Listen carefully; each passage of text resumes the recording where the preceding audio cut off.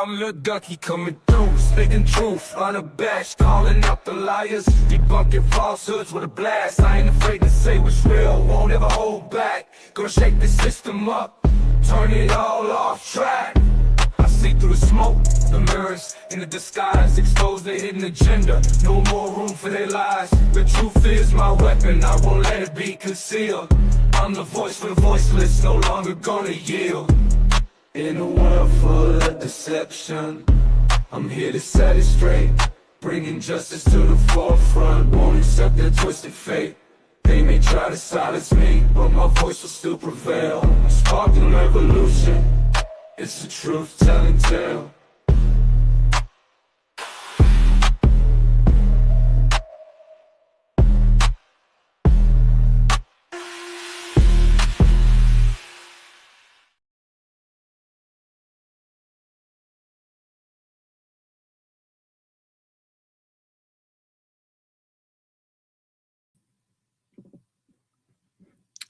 Hey y'all, welcome back to Loud Little Ducky, where we are continuing with part 3, our final part in the investigative report of Laura Owens in her criminal case. So we are going to get started with that. Let me just share this out. I have to minimize Bruce because I'm finishing Bruce's video from yesterday. All right, let me see here. Gotta go to this. All right, here we go. Now we are going to share it via Twitter. Okay, so how is everybody doing today on this Sunday? I hope everybody's doing good. All right.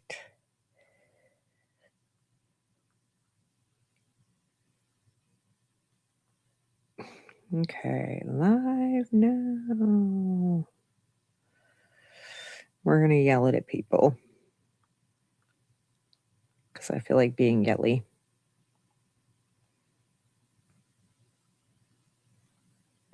Well, okay, that didn't work. All right, here we go. All right, now we're going to start with the show.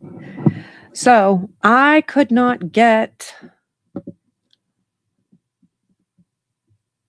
just victims of Laura Owens to load the document. So I had to go in and screenshot basically the rest of the pages. Thankfully, there wasn't like a crazy amount.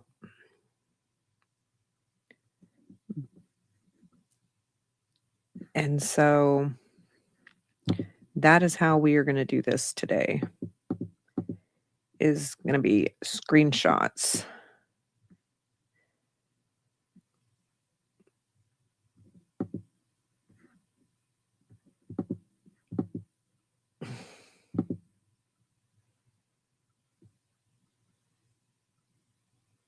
All right.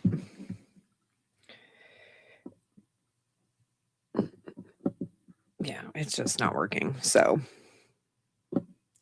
this is how we're going to do it. Oh, no, I don't want click cancel. Yeah, I'm not in any Discords. I don't even know what Discord you would be talking about. Like, I know there's Dave Neal's Discord.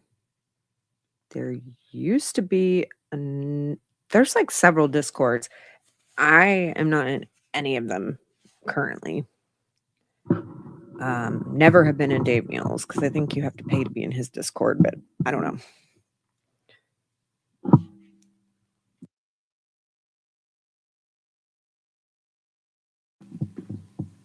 Yes. Snow is very white and bright outside. I'm so sad with the snow because I cannot go and get my fountain drink. And I am all about my fountain drinks. Like, I love me a fountain drink. So I'm just having to drink out of cans today. And it's horrible. Okay. So let's bring this up. But I like seeing everybody's reactions. I got to watch the rest of Bruce's first one and Lauren's live about Jan last night. And then I started on Bruce's second video today because I want to see everybody's reactions. And I am glad that my reactions are not any different than some of theirs. I'm going to say that while I do not think that Diddy is innocent of everything, I can officially say that Diddy didn't do it on this one. Dang, and I don't have a way.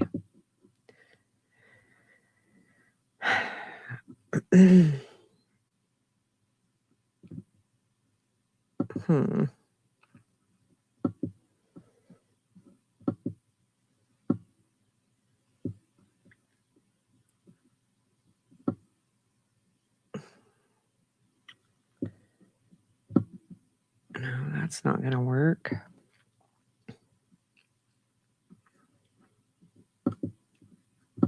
Okay, let me go to a different setting. Okay, well, I'm sorry if you can't read it this way as well as we normally can.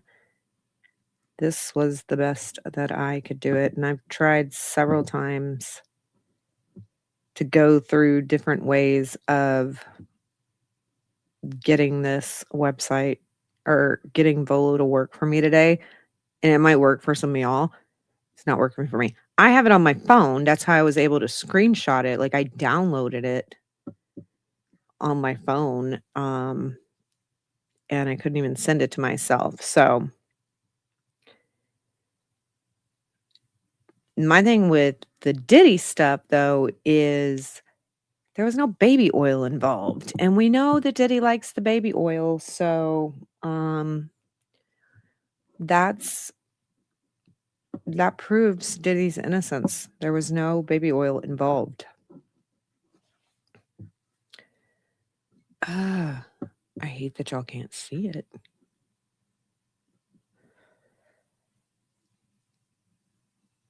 Okay. Well, we're going to read it.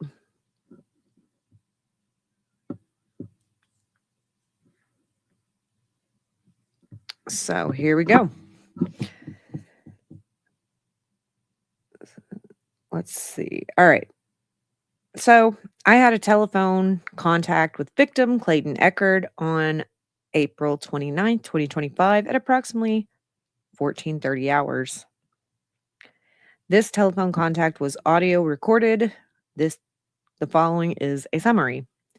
I began by telling Clayton I was reviewing some information and working on a report and had some questions. I asked if Laura contacted him about a week prior to their meeting. Clayton said that it was about a week or two.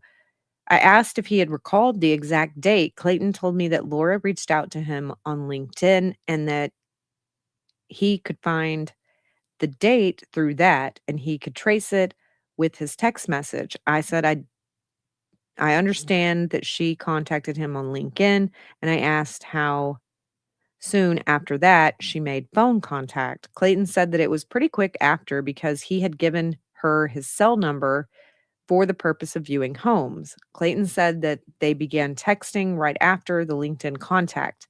Clayton felt that they texted for a couple of weeks. Then she came to his home that one night.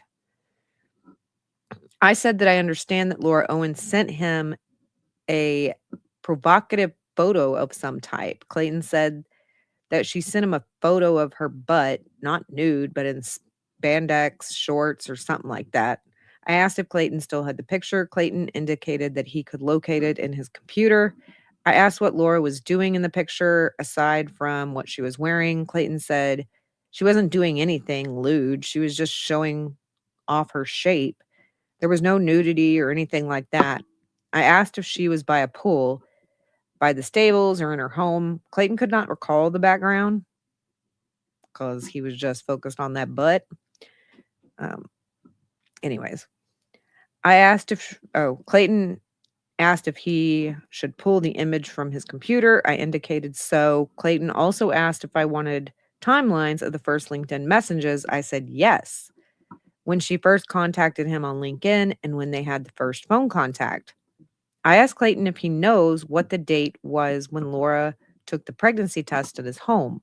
Clayton said that he could identify it from the timestamp on the photo, but does not know it off the top of his head. I asked if this was the one that she took in his bathroom. Clayton said yes. So,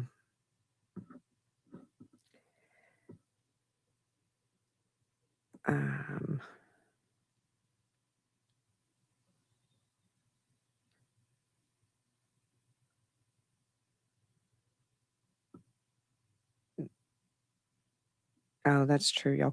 I just don't know if it's going to be blurry for y'all. Okay. I told Clayton that when we first spoke, he mentioned that he thought Chris Lane may have been a victim or a witness of some type. Okay. Chris Lane is a country singer, I believe. I think he's the one that sings. Chris Soules was a Bachelor person. There's some other like people. Yeah. Chris Lane is the country singer. He is married to a former Bachelor contestant, Lauren Bushnell, who got picked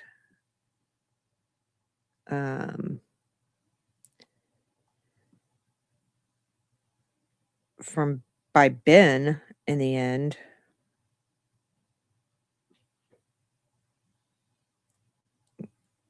Or did she? Yeah. Ben Higgins. But Chris Lane, that's the only way Chris Lane is involved is because of Laura Bushnell. And now Laura and Chris Lane are married and they have kids. But Chris Lane himself, I think he did sing on a Bachelor episode, but he was never like a contestant. I don't think, unless he was, and then tell me which season that was. Clayton, I told Clayton he was on an earlier season of The Bachelor, and I thought that he may have been a victim or a witness. Clayton said there was a guy, but he didn't think that his last name was Lane. He said he was picturing a different guy. Clayton told me that there was a guy that had interacted with her that was on The Bachelorette. She tried to make advances and he shot her down. It never became a thing. Clayton said that he never knew Chris Lane and that he thinks that it may have been another guy. I wonder if they're talking about Ben Z. That like went on the podcast and they have an Oreo bit. I asked Clayton to send me information with the dates when he has the opportunity. I asked Clayton if he lost any jobs or money due to this. Clayton said that he had one documented deal that he lost. Clayton said that it was a skincare company and they stopped responding to him. Clayton reached out to see why they stopped. They sent him an email indicating that they were going to pull their partnership in light of the allegations. I asked Clayton to send the email. So lost money there. And on some speaking gigs, I asked if there was a position with an unaliving support group. Clayton said that it was a mental health support group, and Laura was trying to stop him from speaking, saying that he was a deadbeat dad and he didn't care about her mental health. Well, apparently nobody cares about her mental health, not even herself. Because it seems to be that the only people that actually care about her mental health are us that are actually reporting on the case. They're not exactly on her side, but want her to seek health because nobody else is trying to do anything.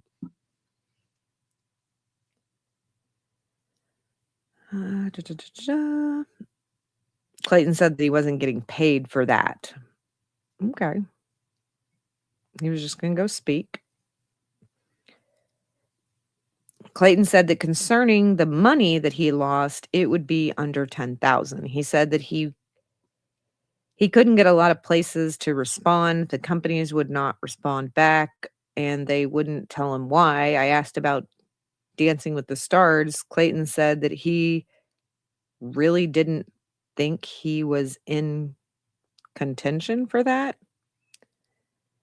Apparently, Laura just knows all the behind the scenes of Dancing with the Stars. Clayton was like, I don't think anybody was ever actually considering me. Although in the past, there has been contestants that have gone on to Dancing with the Stars, like, right after their season or something. They don't ever usually do well, but yes, Chris Soules was definitely on The Bachelor. I watched his season. I thought Chris Soules was hot. I don't like the little incident and stuff that he had shortly, like a couple of years after The Bachelor stuff. He's had some controversy stuff, but if he's, I think he's doing lots better now and stuff like that from my understanding, but I don't know if Chris Soules and her ever had anything going on. I don't even know if he has ever talked to Ron Owens or Laura Owens. But maybe. Although there's several Chris's, and another Chris that is somewhat well known. And he's well known for just not getting connected with anybody, and he's only ever been a contestant. He's never been a lead or anything. He has a weird last name. I can't think of it. It's a long last name. But he's like Chris B or something like that. But those are like older days of like Bachelor. They're not Clayton Day's Bachelor, because I did not watch that. Clayton is too new for me.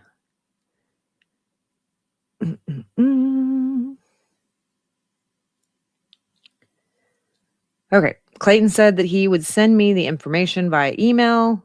I received an email from Clayton on April 29th, 2025, containing a PDF titled Date of Pregnancy Test Sent, First contact via LinkedIn, Lost Skincare brand deal, and provocative video.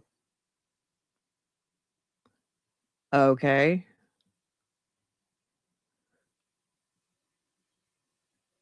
I'm not thinking that's a provocative video. I mean, we don't get to see the whole video. It's just the picture that we see. So I don't know what else she was doing around this horse. After viewing the email images, I noted that the LinkedIn contact was on May 17th, 2023, and the first text exchanges also began on May 17th, 2023. The date of the event at Clayton's home was on May 20th, 2023. The text message to Clayton with the pregnancy announcement was on June 1st, 2023. Yeah, all within a short time period. And I think for Clayton, like, it wasn't like weeks and stuff in advance. It just felt like weeks because of how much she put him through. But it wasn't actually weeks. It was just days. Just a few days that felt like weeks. Okay.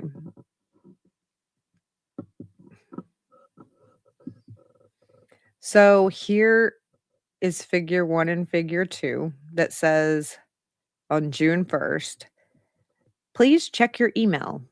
I'm pregnant. I went to the doctor today and I have explained everything in the email that confirms it's yours.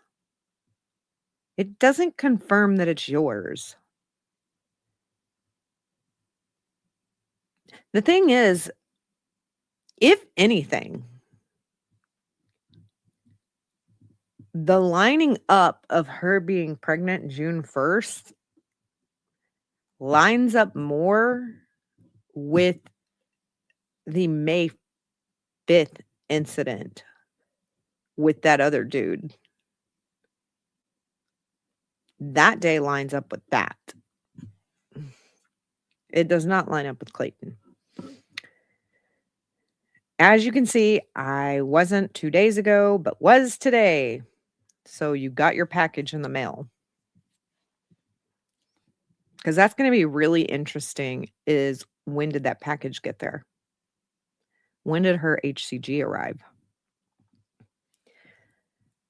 Hi, Clayton. It's Laura Owens from LinkedIn. Super eager to get started investing and already connected with a hard money lender who will fund 85% LTV once I find the right properties. I'm especially interested in if you know of anything. Says, hey, Laura, if you can, please send back over to me the following information. This will help me get a much better idea of what it is you're looking for.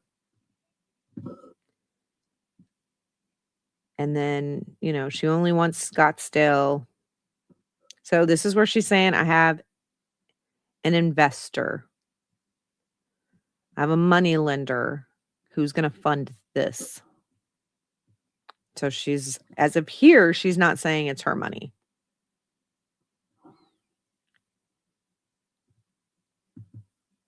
All right. And then we have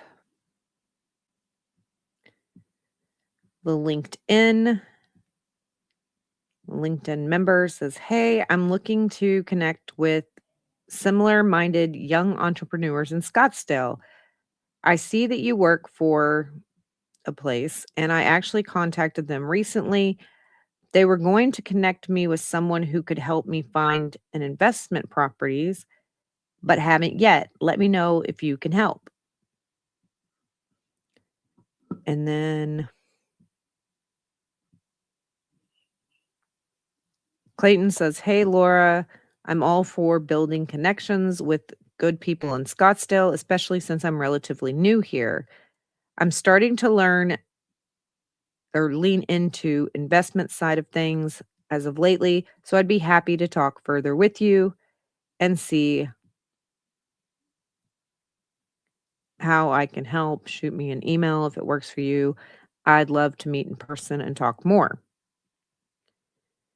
And then here's the skincare thing that says, hey, thanks for checking in here. Unfortunately, we're going to have to cancel the appointment on October 3rd and forego partnership. We are concerned about continuing with this partnership due to the current events that have just come to light. I hope you can understand, and we wish Clayton the best. Thank you.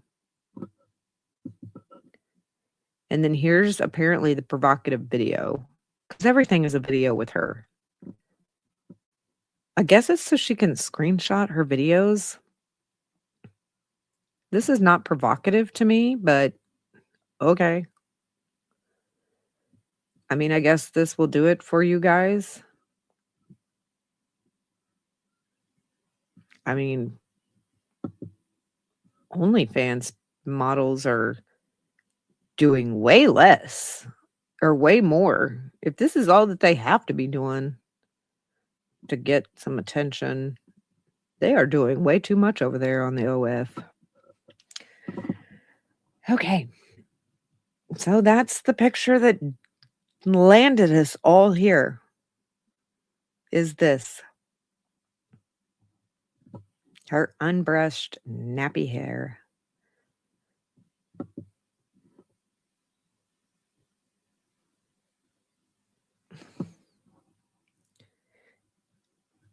But she looks healthy in this, okay? She looks healthy in this picture. I think there's still been some stuff possibly done to it, but not too much. All right. And then we have Maricopa Attorney's Office submittal form. New out of custody. And these are the 13 perjury, 2 tampering with physical evidence, make false forgery with written instrument, fraudulent schemes and artifices, all that lovely stuff. All right. Now we're getting to Greg Gillespie. Well, like I said, I'm not like in the beginning, like our view of her is distorted now because of we know who she is. But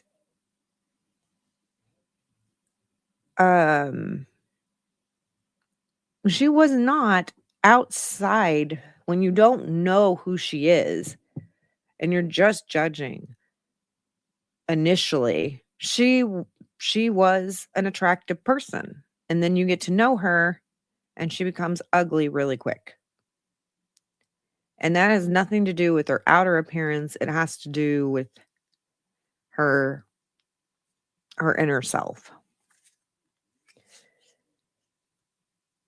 She braids it or ponytails it when she's in competitions.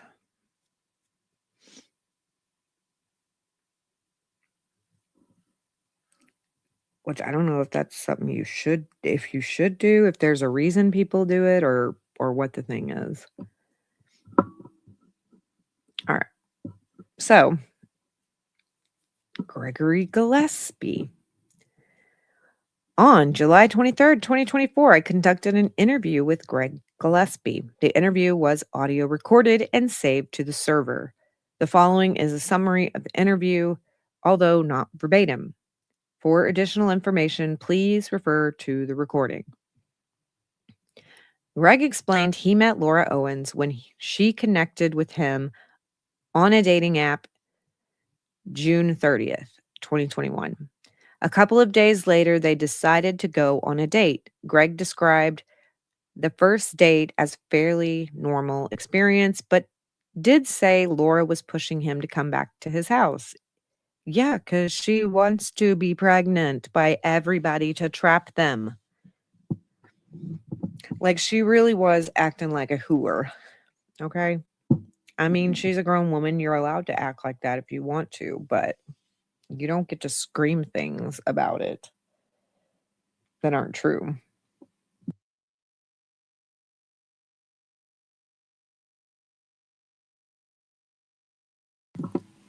Not sponsored. Don't come after me. Okay.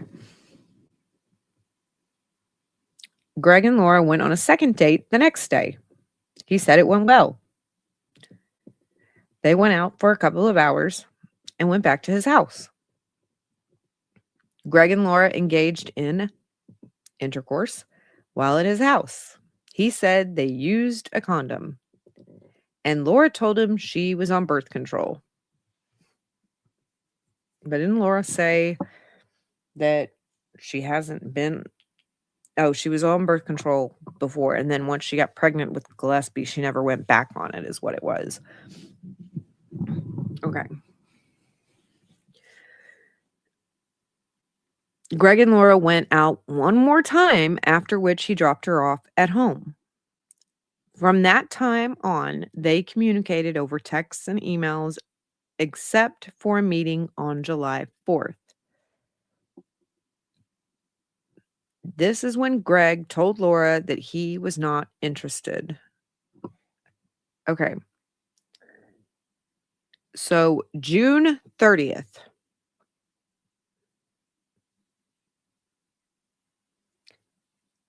Couple days later, they go on a date, they go on another date, they see each other again. And then by July 4th,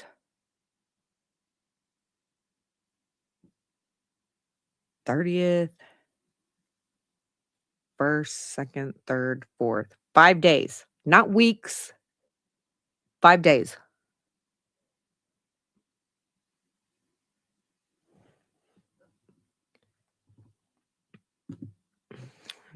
He was not interested in dating her. Laura then started to text Greg excessively during the next 13 days in an attempt to get him to change his mind. Greg realized he was not dealing with a normal person. Ain't that the truth? Through text messages, he told Laura if she kept contacting him, he was going to block her number. This worked for about 24 hours, and Laura started contacting him again. Around the 14th day, Laura sent Greg a picture of a positive pregnancy test. Yeah, because he wasn't talking to her anymore. So the only way to get him to talk to her was by being pregnant. Eventually, she would state that she was having twins. Greg knew it was not possible Laura was pregnant with his children. He said he used a condom, and when he, did his thing, he pulled the condom off and ejaculated on Laura's back. So he did a pull-out decorating game. Greg got up to get a towel for Laura, which he says only took a few seconds. When he returned, Laura was clean, and she said she already took care of it. Greg felt this was strange and thought she may have tried to shove the semen up there. Greg said his mind was spinning and he started to look things up, but he still felt that it was not possible she was pregnant. It doesn't take that long to get that stuff off of you, okay?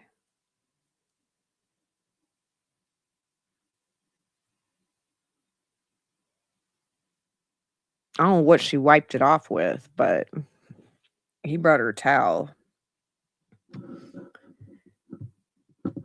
Guys, have the towel ready. Have the towel ready. Okay? That's true.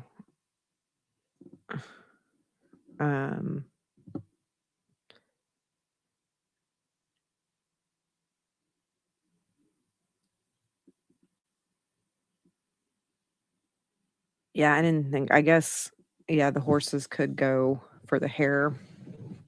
But her hair looks nappy. Like, oh God. It's not even like, it's like, when you see pictures in like magazines or something or ads, and the hair, and the girls have their hair down and it like blows in the wind or something like that, or they're just like, their craziness. And then Laura's hair is just like, look at this raggedy mess. Which I gotta say much, my hair looks like that very often. If I have it down, and I don't straighten it. That's why I actually wear my hair in a ponytail quite often. But I am fixing to get my hair cut finally. And so I won't have to deal with my nappy hair. So Greg is like, this woman is cray cray. Eventually, the subject of abortion came up, but Laura had some stipulations about it. She would have an abortion if they could date long term and eventually have children right away. Laura sent Greg an ultrasound around August 4th, 2021. Greg performed a reverse Google image search and found the original ultrasound. It belongs to Stormy Mitchell, which we talked about Stormy Mitchell's story in part 2, yesterday's video. And her story is very important. And just for what she did to Stormy, she needs to rot in prison for a little bit. Who posted it on her blog? Greg also noticed Laura manipulated the ultrasound to say 3 months and 0 days, and the original says 3 months and 2 days. Well, yeah, because she couldn't make it exact. She had to change it up a little bit to where it didn't look exactly the same. Laura denied sending the ultrasound to Greg. However, he called her after she sent it to him and recorded the conversation, which we've heard that recording and everything. We've seen those text messages. Greg says during the conversation, Laura can be heard telling him, "Look at the ultrasound." She claimed the ultrasound showed twins. During their civil court case, Laura says Greg sent the ultrasound to himself and hacked her computer to make it look like she sent it. Greg and his attorney attempted to use this ultrasound to show that Laura was lying about her pregnancy. The thing is in a criminal trial that's going to be so great is that it costs money for these individual guys and people to fight Laura in like these civil family cases, right? But the state has like unlimited resources so if she tries to say all this shit, it's not going to work because they can verify this stuff with metadata and IP addresses and all of that stuff. So, like, it's just not going to work.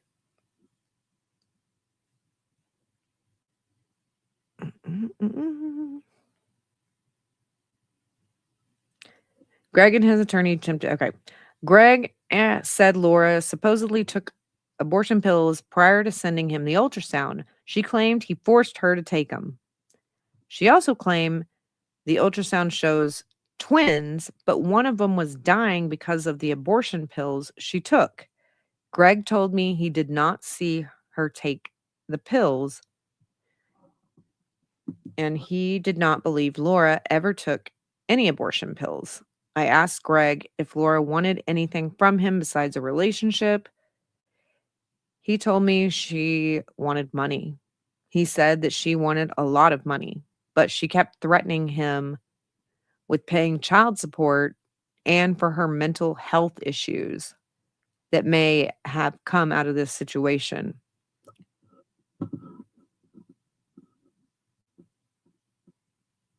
Exactly.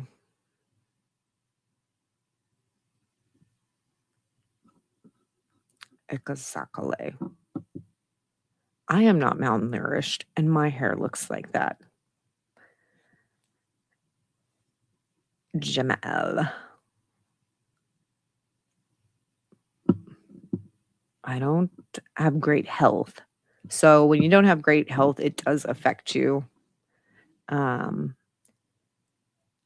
But Laura,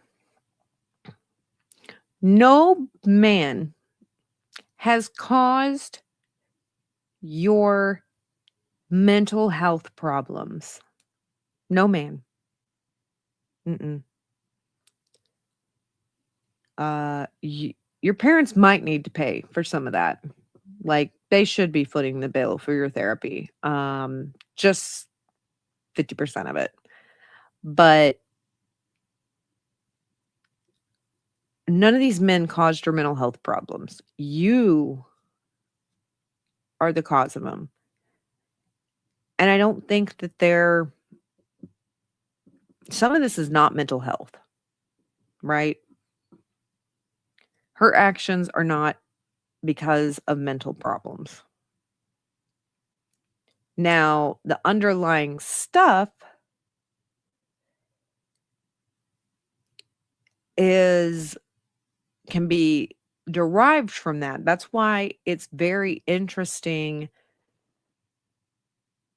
to look into the psychology behind criminals,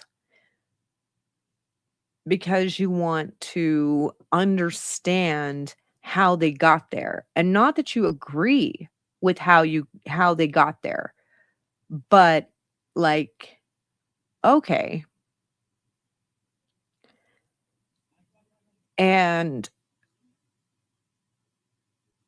so that's the thing with Laura, is the only thing that we've really been able to come up with as to why she acts that way is the fact that she was not Ron's favorite daughter.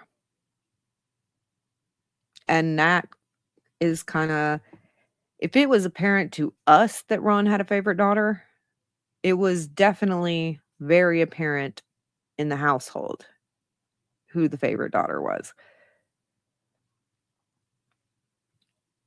And so she was always seeking daddy's approval, wanting daddy's attention. She has some daddy issues. And, maybe her dad was gone a lot when he was working at the radio station, because he's like, I rather spend time here than in my household. But you always want to get to the underlying cause. And one that irks me that I cannot get to the underlying cause of is the Nashville shooting that happened. And the guy that did all of that from like the hotel and stuff. And I'm like, okay, the guy brought all the guns there, right? And then just unloaded while the country music was playing. And so I want to know what his original plan was when he went there, and then why he decided Vegas, not Nashville. Nashville, because I'm thinking country, but Vegas, yes.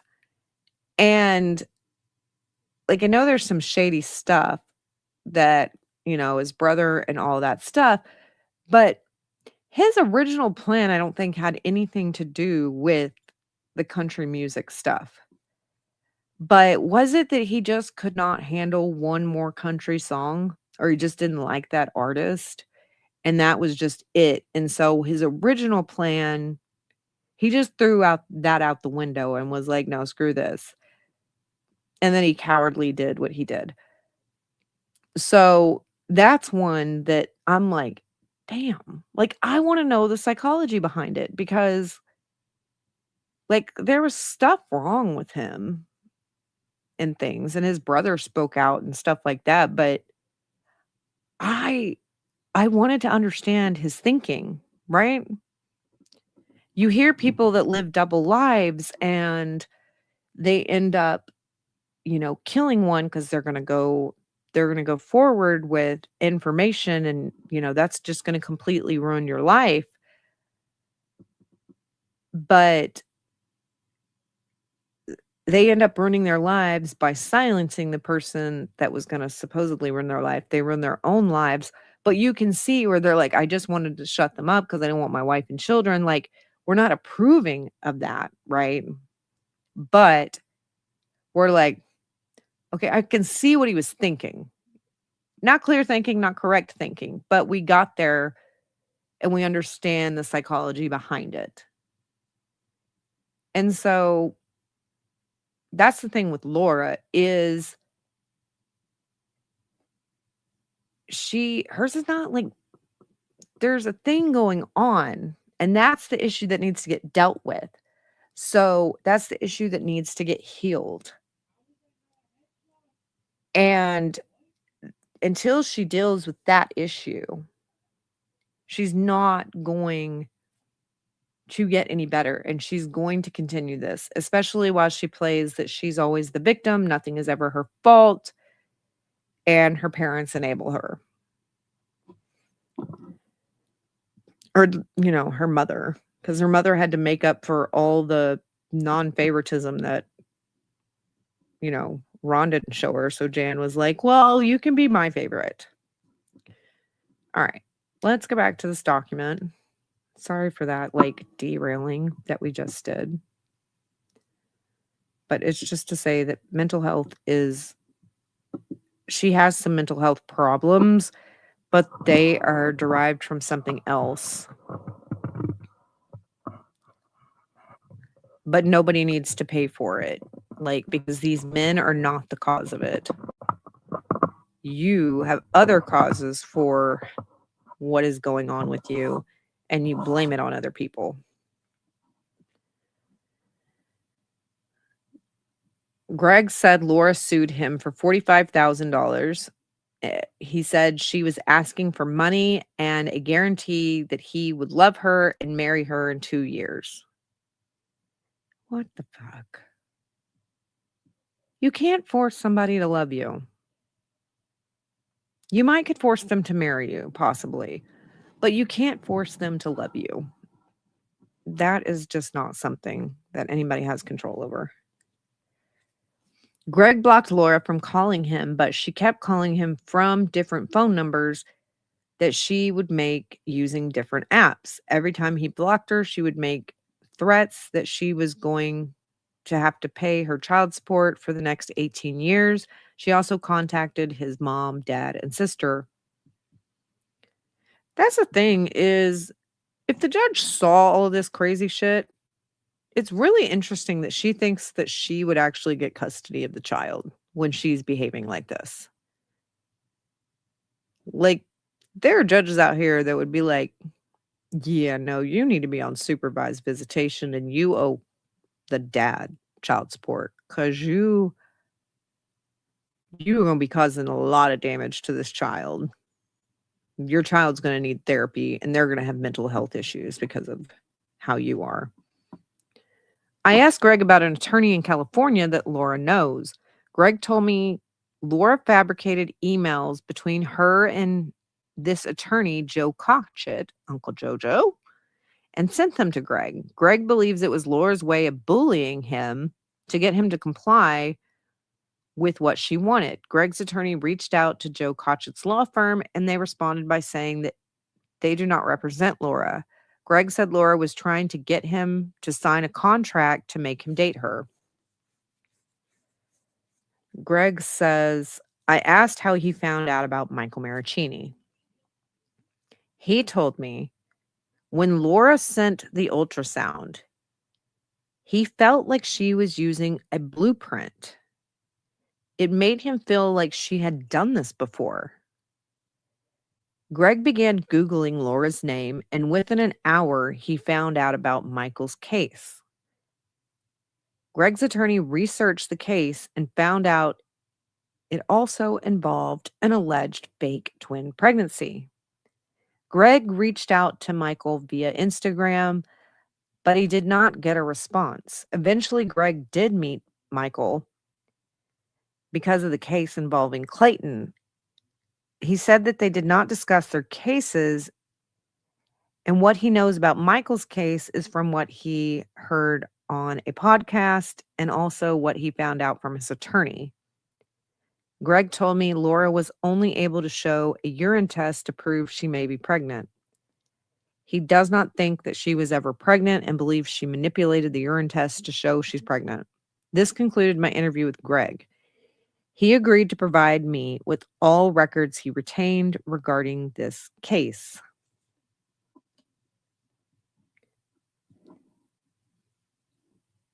Okay.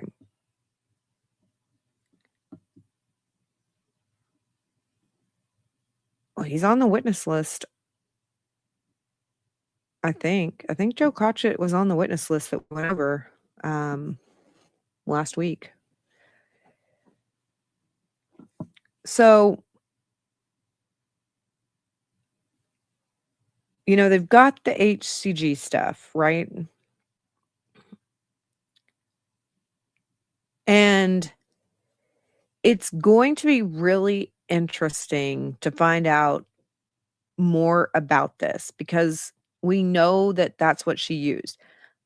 Do they have delivery dates of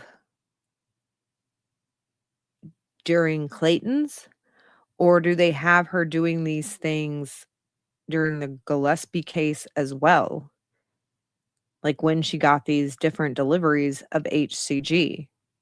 Like, can they prove them in both cases? Or is the HCG lab stuff only go with one of the guys? So that's going to be interesting to learn more on, is when all this started, when the deliveries were made, and so forth. Because while we have a lot of information, there's still going to be stuff that we are not going to know about until trial. Laura will know about all the information they have because they have to, do discovery and share everything. Hey, this is what we have on you.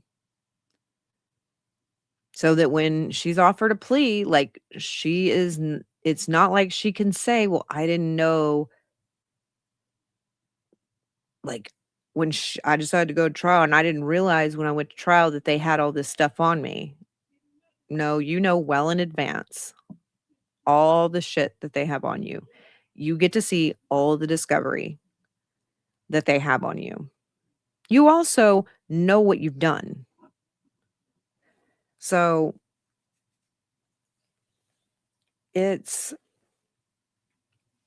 just it's just interesting, and we will continue, which is crazy to think that there is still so much more to learn about this case because of everything we do know and as long as we have been covering it. I bet Uncle Joe will sign a declaration that he never wrote the emails and never represented Laura and doesn't even remember who she is other than by the name that it's Ron's child. Possibly. I mean, she has no problem using people and just doing things because she definitely likes to throw names around. Like, she name drops quite a bit. So she's like, don't you know who I am? I am Ron Owens, San Francisco Radio Hall of Famer's daughter. Never in my life. And then my mother, and she tries to name drop her mother, but everybody's like, who's that bitch? Like, we don't know her. Like, I don't know Ron because I'm not from that area, but people, when they hear her mother's name, you're like, who's she? She did what? Like, maybe you read one of Jan's articles in the Playboy magazine or something. Like, you skimmed across her article or something. Not really. I do not think Jan has been in a Playboy magazine, but people are like, oh, I just read it for the articles. All right, back to the investigative report. On August 2nd, 2024, Greg Gillespie forwarded multiple emails sent to him from Laura. Greg saved these emails to document the situation between him and Laura. Greg retained counsel to defend himself from the lawsuit she filed against him because he would not agree to date her. The following are emails in blue Laura sent to Greg over 3 months after he blocked her 10 times. A brief summary is written after each email. All right. So the email is something I believe we've read before. So, I had total trust in you to keep your word, but I'm pretty sure you aren't at this point, which is devastating given the circumstance. I don't know why it's so hard for me to accept that you're maybe just selfish and awful, but I truly don't understand how a person could have sent me the messages and conveyed to me such genuineness if it was a lie.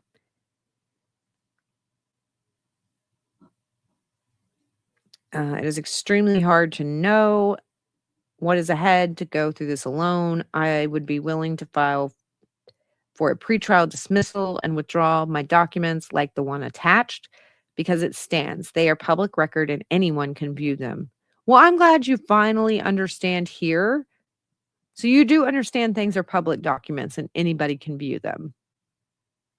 But you're always like, I thought nobody could see that because nobody would dare know about Maricini unless Maricini is the one who did it. You couldn't know about Maricini. No, a quick Google search and you can find out about it.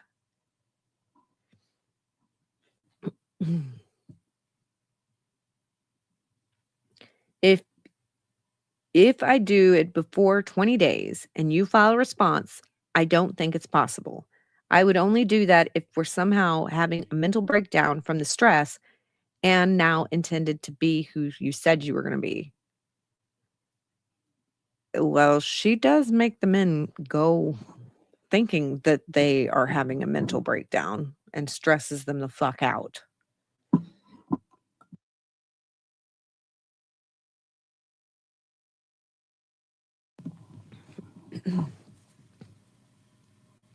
I don't want it to infect your employment or whatever in the future.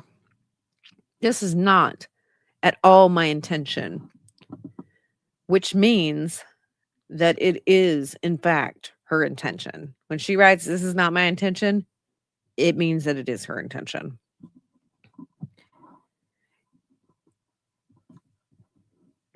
It's so crazy.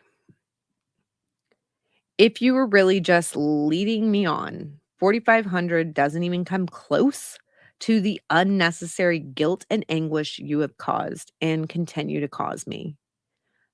I would much rather have your word and support than your money. No, you wouldn't, bitch. No, you wouldn't.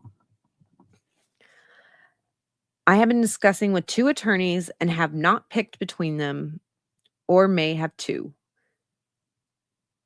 One is a canon lawyer because this case has a lot to do with decisions based on faith. I never forced you into a relationship as there was always the option of me going away on my own. Really? Because, bitch, you still have not gone away on your own. This was 2021. We're in 2026 now, and you still won't go away. Still have not gone away on your own.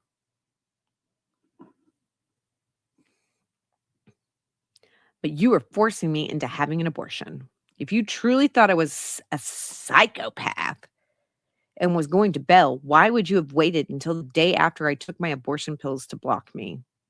Maybe because that's just when it sunk in. It was because you didn't want a child. You intentionally misled me to go against my own morals, which I told you would destroy me for your own personal benefits. Stop acting like you are self-righteous. Stop acting like you are religious. And you have any beliefs and values based on anything. And we know that it's not against your morals because you talk about doing it every year. You talk about having an abortion and taking abortion pills. So it's not against your morals and values or anything. It completely aligns with your views. Again, this is by nowhere near all the evidence. You told me to trust you 68 times. You told me that you hadn't changed your mind, what you wanted, and that your answer about a future for us hasn't changed 74 times. Who is counting this stuff? You said this 68 times. Like, I went back last night and I went through everything in the last several days. And you said this 68 times and 74 times. The thing is that I don't think Gillespie was able to get that amount of words in.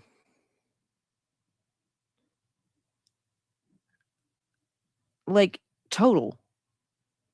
Because she writes these long paragraphs and he's like, I'm tired. I had a long day. So I don't know where these numbers are coming from.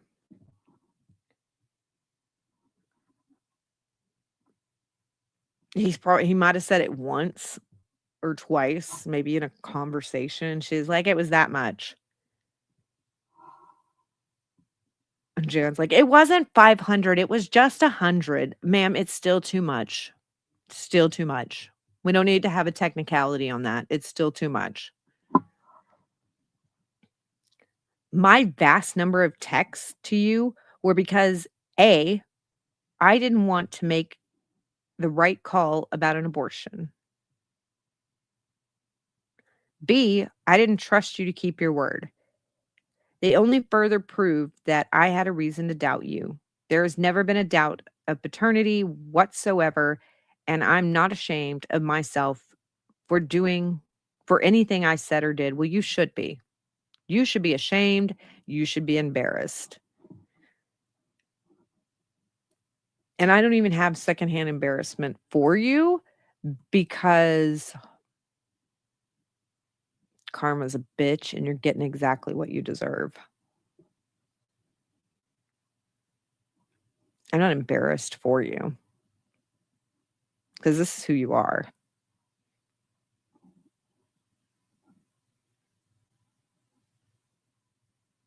I don't know why I'm allowing you another chance to be the guy I thought you were, but I am. Bitch, you knew him for 5 days before you started this. 5 days.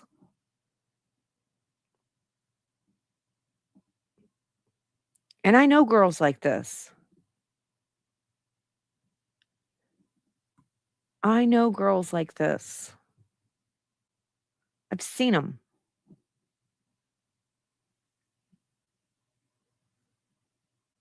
And that's the thing, is that we see how she is after 5 days, after 11 days. And that's in Clayton and Greg's cases, right? Maricini's was so much longer. And so you think about how crazy her actions are in these 2 cases. And imagine dealing with this as long as Maricini did. Because if she can just be this amount of cray-cray in 5 to 11 days, how much stuff do you think she can do in a year to 2 years to Maricini? They only dealt with her for this short time. Which is not to say that they are not just as much as victims. But Maricini went through the ringer.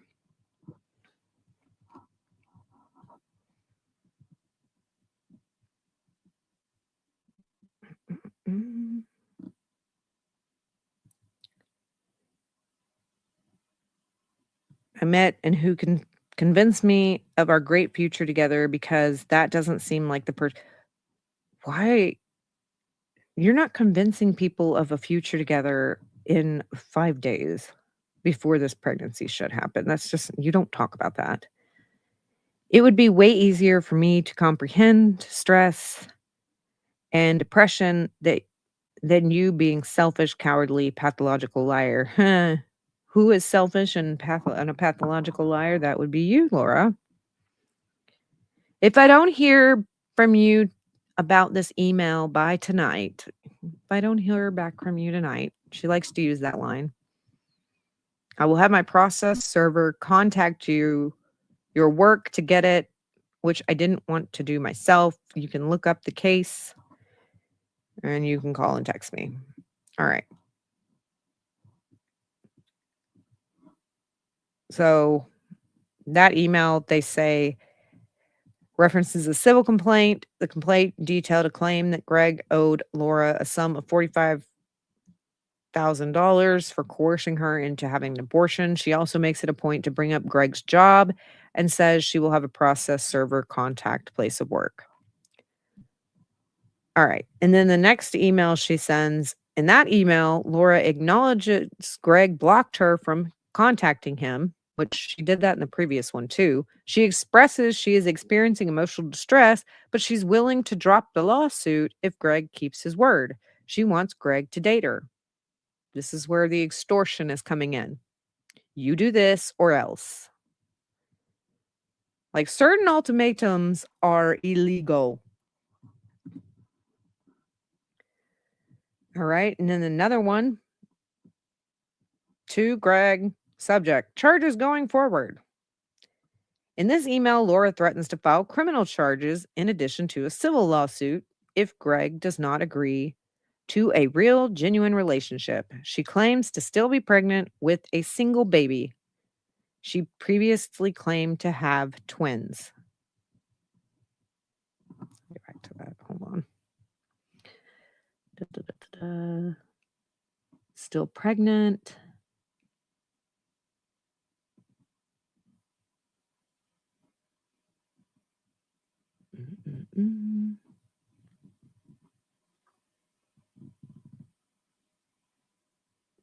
Okay.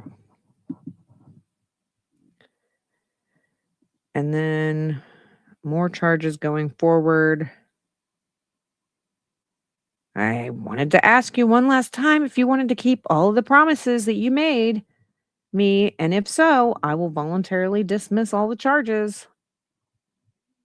At any point during this process, you could have said, "Whoa, that's too much to ask. I'm out." You didn't take that opportunity. Okay, wait, hold on.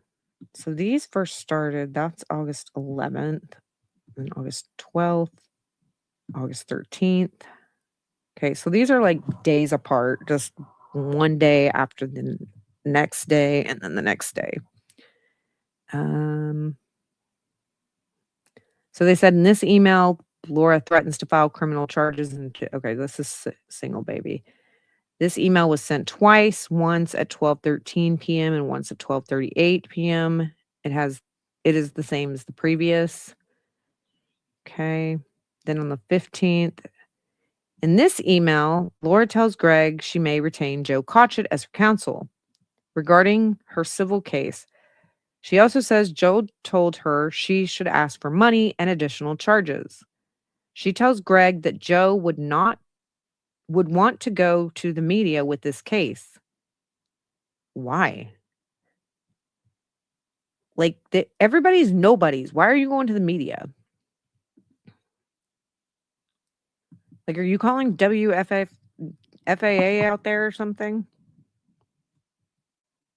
If you're a DFW local, you'll get that.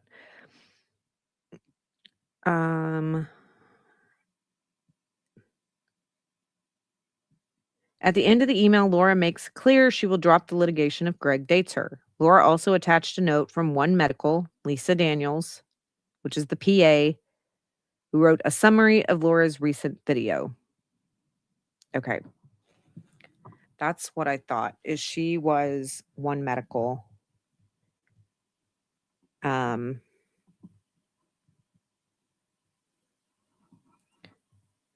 Who is also who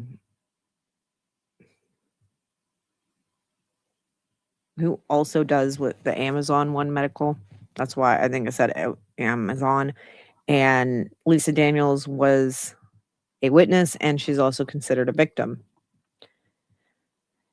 And that wrote a summary of Laura's recent visit. The note indicates Laura is pregnant. Greg believes Laura fabricated this note on August 14th, 2024. I contacted Lisa Daniels. She is still working for One Medical. Lisa confirmed that she did not write the "your pregnancy" note dated August 13th. 2021 at 4:31 p.m. that Laura sent to Greg. This is the you tell your boy you're real pregnant, and I am not very happy with his actions. He needs to be a better boyfriend. It's funny that all her doctors would say that.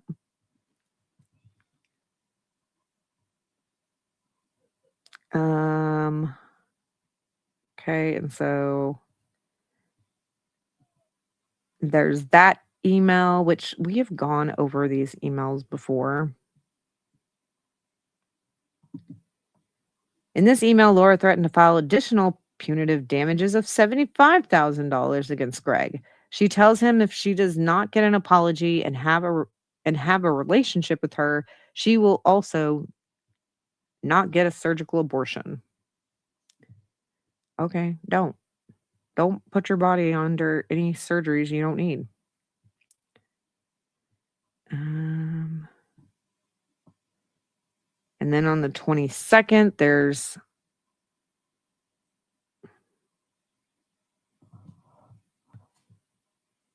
okay, hold on.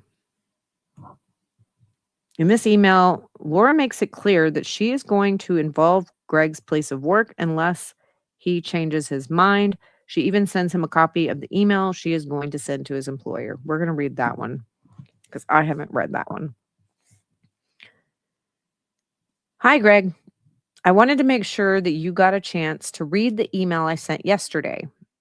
I would still get a surgical abortion this week and drop the case if you chose to pursue the relationship if you claimed to want to be with me. Otherwise, if I don't hear from you, I will presume you want me to move forward with the lawsuit and file for punitive damages and child support tomorrow.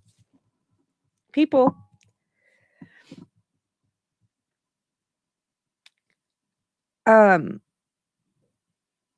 nobody wants you to file a lawsuit against them.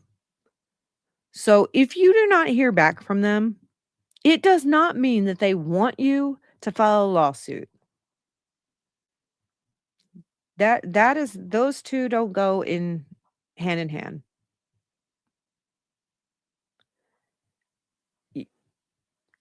That's not how any of this works.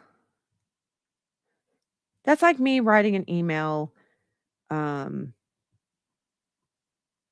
If we write an email to Lauren, okay, and I tell Lauren, if I don't hear back from you tonight, you're straight.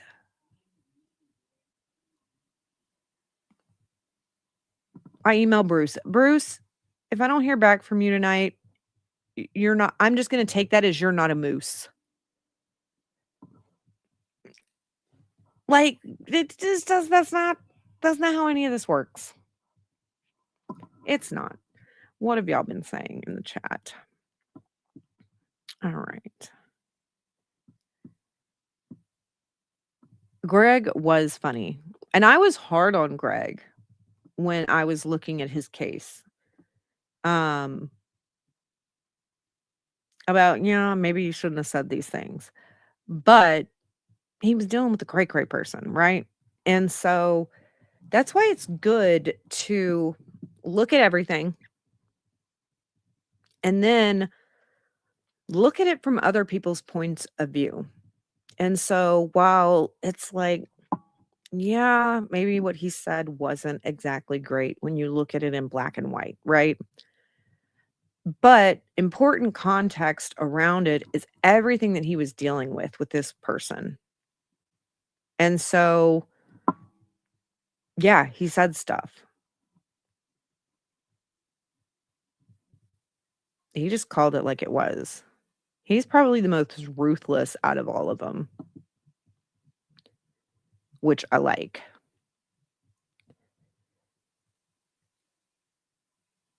And yeah, case broke my heart, especially that he was dealing with, yeah, and Maricini was dealing with, his stepdad's health, and so Laura's like, well, what, my family, my dad's health, because it's like, oh, me too. And I do think Maricini tried to get out of that relationship for a while. but couldn't because of her cray-cray.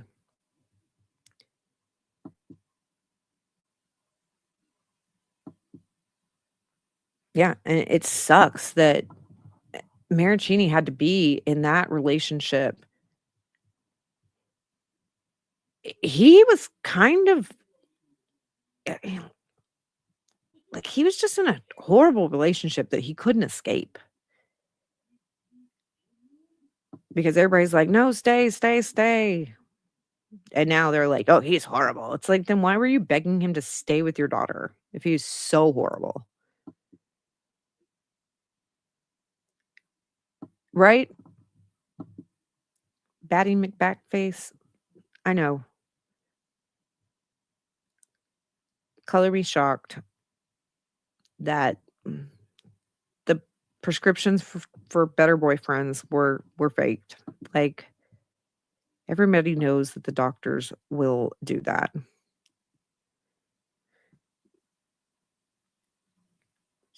Yeah. Bruce, it doesn't matter about your antlers. You didn't respond. You didn't respond back to my email, okay? So you're not a moose anymore, all right? And Lauren is now straight. It doesn't matter about your proof. It just means that you were that. If I don't hear back from you tonight, that means that I'm going to have babies. That means you want me to file a paternity suit. Like, what the hell is this shit?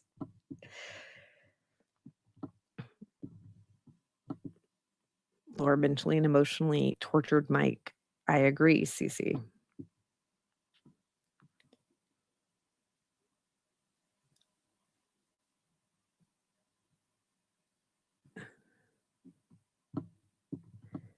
Where's somebody said where? Dang it! Why is that not working? No thanks. Okay. Fake antlers. Mm-hmm. Yeah. Bruce is not a moose. He didn't respond back to the email.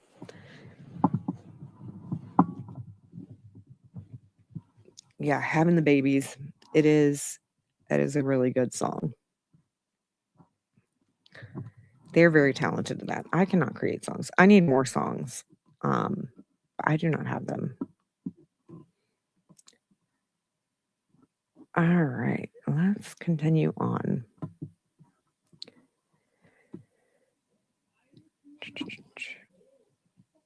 All right.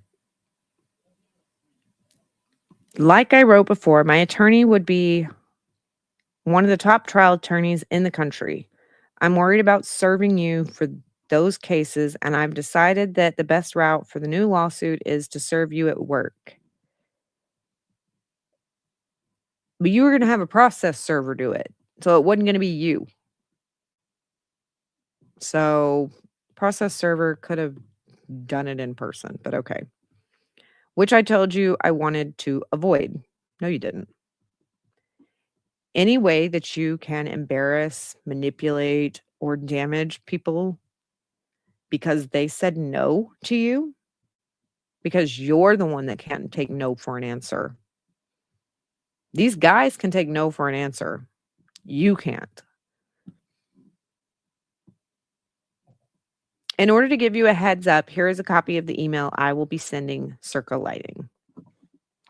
Hi, my name is Laura Owens, and I've had a process server try to serve Greg 3 times with a lawsuit. Where are the receipts? While for that specific case, I would be able to serve him by alternative means assigned on his home. I am pursuing other charges in a civil and family court that I will need to have him served for.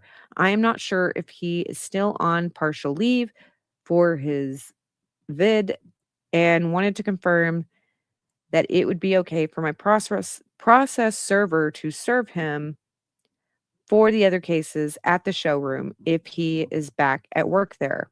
I apologize for asking to do that, as I don't want to draw attention to the issue. Yes, you do. But among other things, he is being asked to take accountability for paternity and child support and has evaded service at home so far. I have also tried to email him from every email address I own, and he has blocked each one to ignore this situation. By doing that, I have proven to the court that I have tried to serve him with the other 2 cases and have them be delayed. I hope you understand that I don't want to cause your company any inconvenience, and if he is still working at home because of the vid, I will figure out another way to serve him. Thank you. All the best, Laura Owens. Please let me know what you choose. I have given you notice on everything I have planned to do and done so far. I hope you choose to do what you said you wanted with me, and that's the case. I will be the one to apologize. Laura. She doesn't have to contact his work. She doesn't have to contact his work to have a process server serve him. She can just have the process server go there. You don't need to and then his business can ask him about it. But you sending this or wanting to send this to them is you trying to mess with his finances because maybe they don't want that kind of person working there. And so by you trying to contact him, you are trying to ruin his reputation because he said no to you. Your intention is to ruin these men.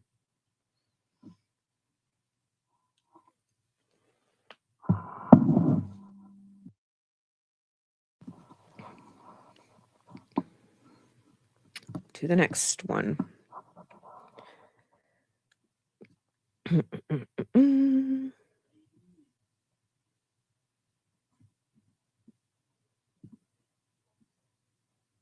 All right. The summary of this one is in this email, Laura explains to Greg he is getting sued because he did not keep his word about wanting a serious relationship with her. She also makes it clear that if he changes his mind, she can move forward with him. If not, she will move forward with the lawsuit. I've decided that I would donate all of it to Planned Parenthood in hopes of giving patients full counseling sessions before getting pills or having surgeries. So that's her charitable donation was going to be to Planned Parenthood in the Gillespie case because she wanted patients to have full counseling sessions before getting pills or having surgeries. Is Planned Parenthood not already doing that?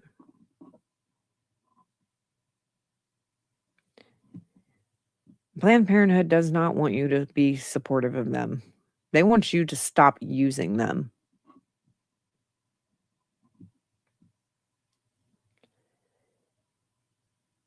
And apparently, their counseling, though, about pills and abortions is not great because Laura doesn't know how to take these damn things. She didn't take them. That's why she didn't know how to take them. So, yeah, it's all about getting knowledge on things. That's their whole thing.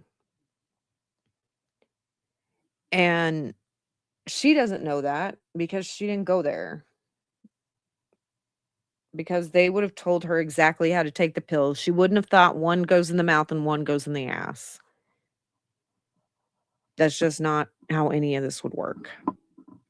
And she would have had to sign something saying that she understood these things, kind of like your discharge paperwork at the hospital when they give it to you.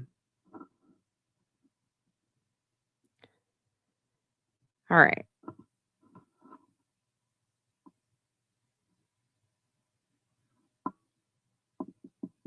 Do not contact me if you don't really want a relationship with me. You wouldn't be doing me a favor if you don't really want one. Okay.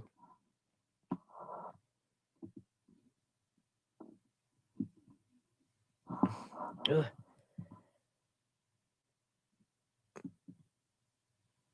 That was a follow-up. All right. And then this one, an urgent copy of the conversation with Joe Cotchett and the contract, which we've gone over as well. That is in the Gillespie case playlist. Uncle Jojo's messages. All right. In the above email, Laura sends Greg copies of the conversation with Joe Cotchett and his staff. Greg believed Laura did this to bully him into dating her. She makes it seem like she may hire Joe for the case against Greg. However, she writes that she is going to give one more chance to date her.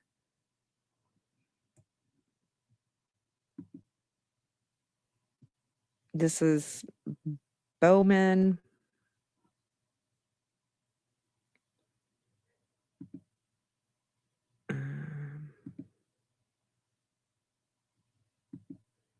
In the above email, Laura sends Greg an email conversation that occurred between her and Casey Bowman, an attorney Greg hired to represent him. She again makes it clear that if Greg engages in a relationship with her, she will drop the lawsuit. She threatens additional lawsuits if he does not pursue a relationship with her. And then this one.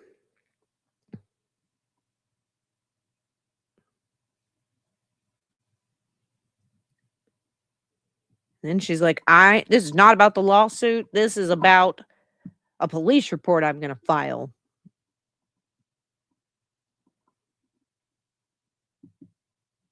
In the above email, Laura threatens Greg with criminal charges in addition to the civil lawsuit. Again, she tells him she will drop all charges if he chooses to stand by his word and date her. And that one that we just did against Miss Bowman. In the above email, Laura sends Casey an additional email explaining she is going to file criminal charges against Greg and a family court case. And they were like, I don't know why they were trying to say that this was going to be, that the abortion coercion was a paternity case. They were trying to make it that. No, Laura wanted to make it that. She just never fully did. She makes it known she has not set budget and she will hire the best representation. Laura again makes it clear that if Greg has a relationship with her, she would drop all lawsuits. Like, how many times can you say that, woman? Like, she's been saying this for like 2 weeks. It is full on extortion. No, she doesn't have money. Her parents hired her lawyer. Now they can't even afford to do that for her anymore. All right. The next email is a call from Joe Cotchett's office is the subject on August 24th, 2021. Laura Owens sent this.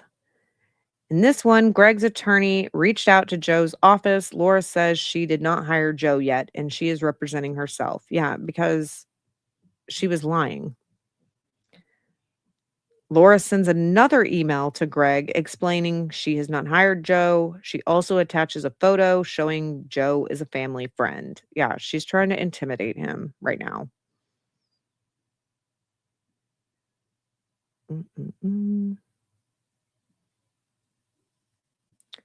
Oh, okay. So this is an email from somebody at Greg's work on Friday, October 22nd.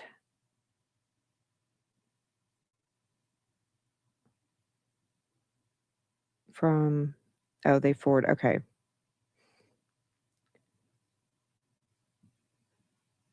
This above email was forwarded to Greg from one of his coworkers. Laura tells Greg's employer she has filed a lawsuit against Greg. She also attempts to get Greg's employer to share information about Greg's time off.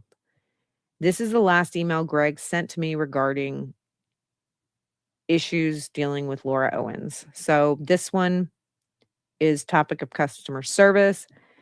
And the comment says, "Hi, I filed a civil lawsuit against a salesman at your Scottsdale location, Greg Gillespie, and wondered if I could confidentially confirm the dates that he was out on the COVID leave in July and August. The illness is unrelated to the case, but my father is going through radiation for cancer right now and is having COVID symptoms."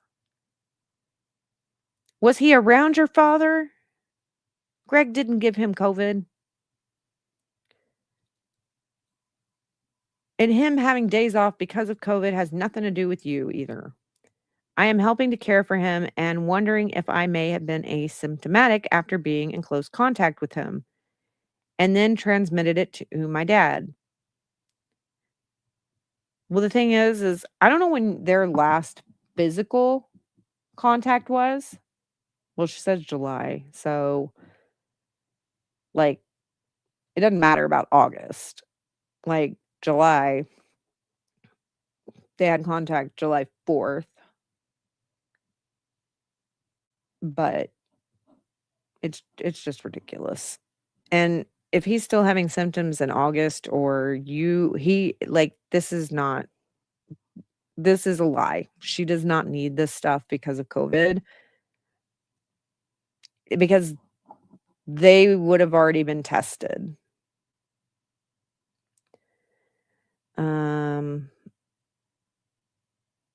It may have been asymptomatic after being in close contact with him and when transmitted into my dad. I would really appreciate your not involving him, and if I could just have help in tracing back how he had been exposed. I think it had to be through me, although at this point I am testing negative.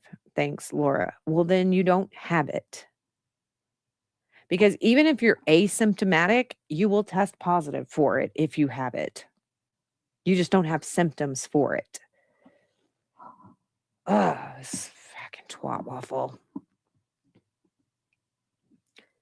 Results of obtaining medical records. Throughout this investigation, it was discovered Laura claimed to have visited multiple medical offices. The following medical offices were served subpoenas to obtain medical records related to Laura's alleged pregnancy. So, Sonar, Quest Labs. Amber Wood is the custodian of records for that. And I think she is on the witness list. Subpoena response says on 10/16/2023, Laura participated in an HCG quantitative blood test. The result of the test showed a result of 102H. This test is also the subject of a deposition question in which Laura admits to manipulating the results. She manipulated the results to show 131,902. Laura says she manipulated the results to get Dave Neal to leave her alone about the false pregnancy allegations. There were no other records provided by Sonar Quest Labs related to this investigation. Smile, which is Southwest Medical Imaging. The findings were Smile provided multiple medical records indicating Laura used their services. However, none of the medical records provided are related to this investigation. Laura did use an ultrasound image that shows the Smile on it to prove to Clayton she was pregnant. Laura admitted to changing the name of the medical facility, the date, and the name on the ultrasound. She claimed to do this so Clayton would not find out the location of where she participated in the ultrasound. The ultrasound is possibly a forged version of Laura's sister, Sarah, real ultrasound, and it was also provided to Dr. Medchill so he could give his expert opinion during the evidentiary hearing. Janine Sanders is the person that did this. No. Yes, don't forget to like and subscribe, and become a duckling. Yeah, you're not yeah, but Miss Wings, she always uses her dad's health as a ploy. I'm not nobody says that, like, all of us are like, we're not saying that nothing is wrong with him, but she has she has made him worse than he is, and I'm sure he's had downfalls.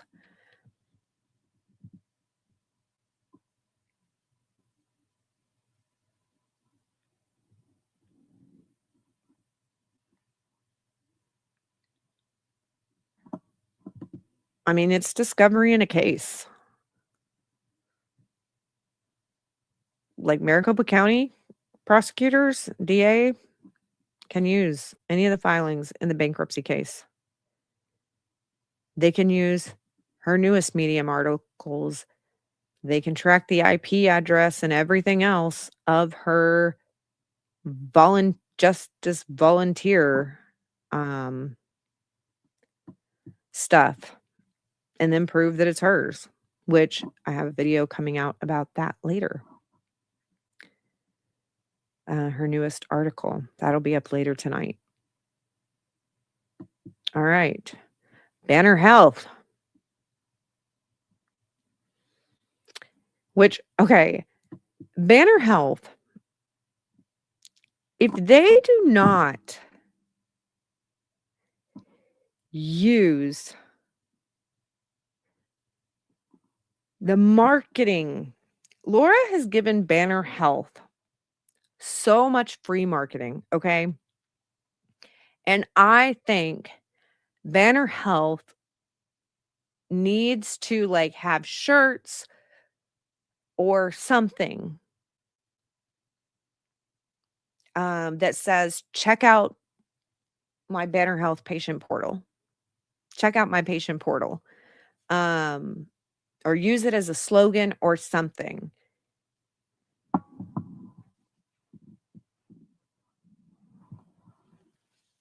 So, Banner Health really needs to use this marketing to their benefit. As much as I'm like, I hate Banner Health patient portal. And if I ever went to Banner Health, I'd be like, do not tell me to check out my patient portal. They'd be like, oh, do you want to access your stuff on the patient portal? Not with you. Print out all my documents. I want no patient portal with Banner Health. I said, it's nothing against you, Banner Health, but I have PTSD from your patient portal that I don't have anything with. So, on 6/1/2023, Laura participated in a urine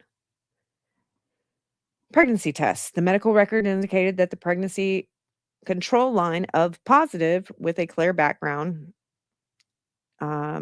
which, says HCG positive. Laura was given instructions for taking care of yourself in an early pregnancy and was also prescribed a prenatal multivitamin to be taken once a day during the first trimester. Did she ever fill that prescription? They can look that up, see if she ever filled it. Laura obtained a positive HCG pregnancy test from Banner Health. There are no other records to this investigation. Family Planning Associates. No records were found for Laura Owens, aka Emily Wilson. Scottsdale Perinatal Associates. No medical records were found for Laura Owens or Emily Wilson or with that date of birth. The office did provide multiple pages of correspondence regarding Laura. She scheduled 4 appointments, rescheduled 3 times, then canceled. She was never seen by Scottsdale Perinatal Associates.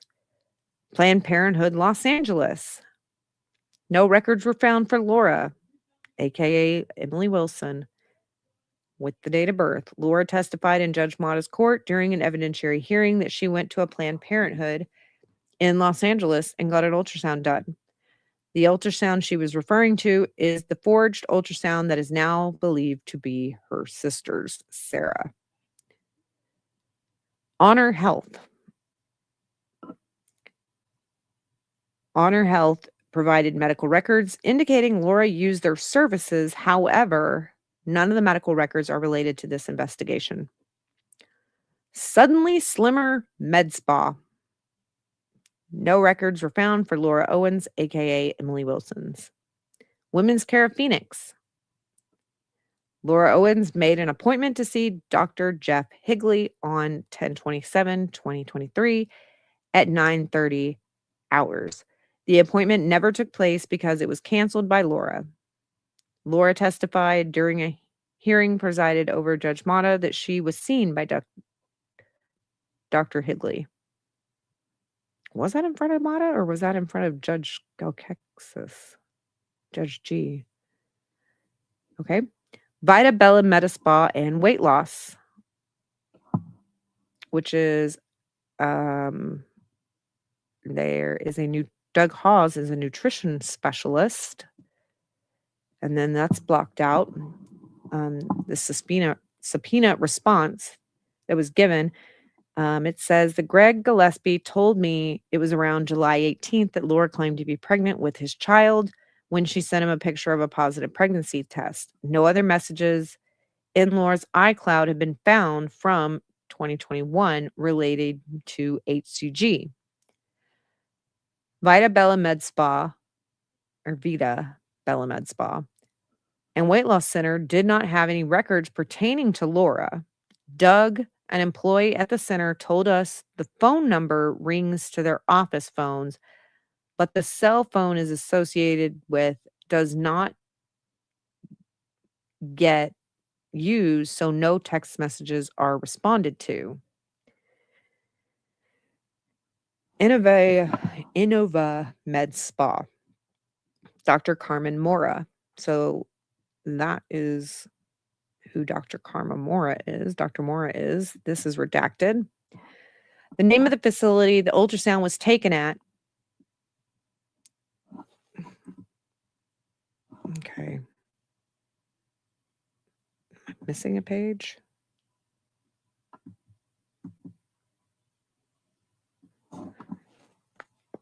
Did I miss a page when I was sending this to myself?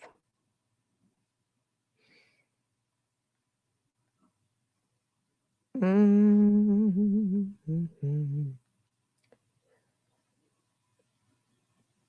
I go from 29 to 34. What the hell?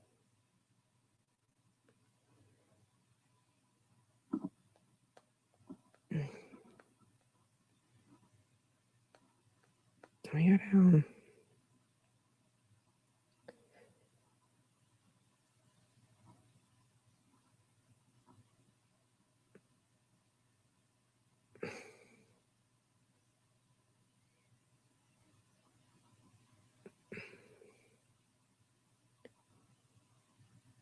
No, it just goes from page 29 to 34. Okay, so I didn't miss anything.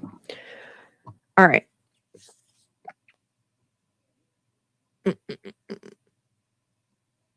Name of the facility the ultrasound was taken at and the date the ultrasound was taken. Laura claimed that she went to Planned Parenthood facility in Costa Mesa, California, and used an AKA because she did not want Clayton to find out.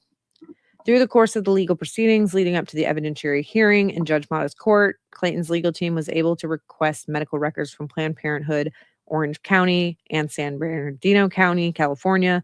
No record of Laura Owens or her AKA Emily Laura Wilson was found. During the hearing, Judge Mata's court, Laura was questioned about this. She responded by asking if Los Angeles County Planned Parenthood was checked, and she said she went to Planned Parenthood there. During this investigation, the Maricopa County's attorney's office subpoenaed and received a response from Planned Parenthood Los Angeles. They did not have any record of Laura Owens or Emily Wilson. So I've been thinking,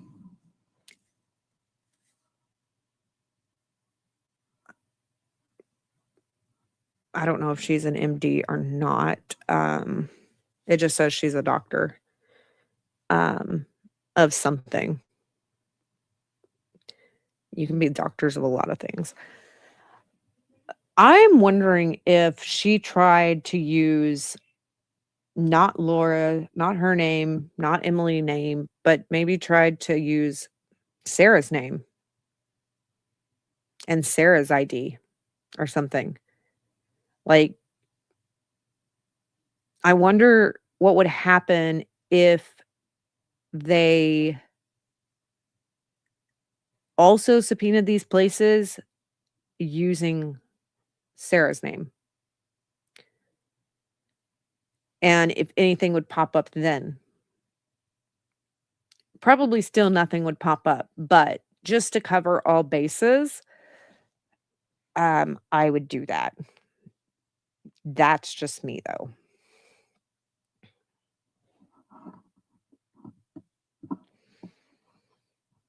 Because I wouldn't put her past her.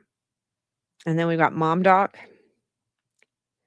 Findings on 11/14/2023. Laura Owens participated in a doctor's appointment at Mom Doc. During the appointment, Laura stated she had a positive pregnancy test on June, and the pregnancy was confirmed by Planned Parenthood. No evidence of this. She stated she did not have subsequent care and started to bleed a few weeks after the ultrasound. Laura reported she passed 2 sacs, which appeared to have membrane. She don't know what a membrane is. I'm not sure she even knows what a brain is because she doesn't seem to have one, but denied having much bleeding. She continued to take hormone pregnancy test to assess if she was still pregnant and ordered a test. Well, the thing is even if usually, maybe not always, even if you're only a month to 2 months pregnant when you have a miscarriage, there is still going to be significant bleeding. There just is.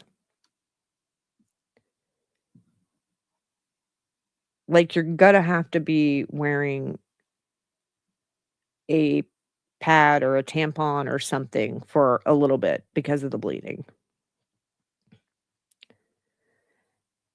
Because the thing is when you're pregnant, like, your period and stuff usually stops, right? There are people that have had periods during pregnancy, but and then once your body also disposes of the baby, which is a horrible way of putting it, I'm sorry. But usually that your cycle will start again from that time point on. Like, as soon as you have a baby, your period is basically started again. And then usually every month after that, you will have it again. So it like starts pretty much automatically right as soon as your body expels that.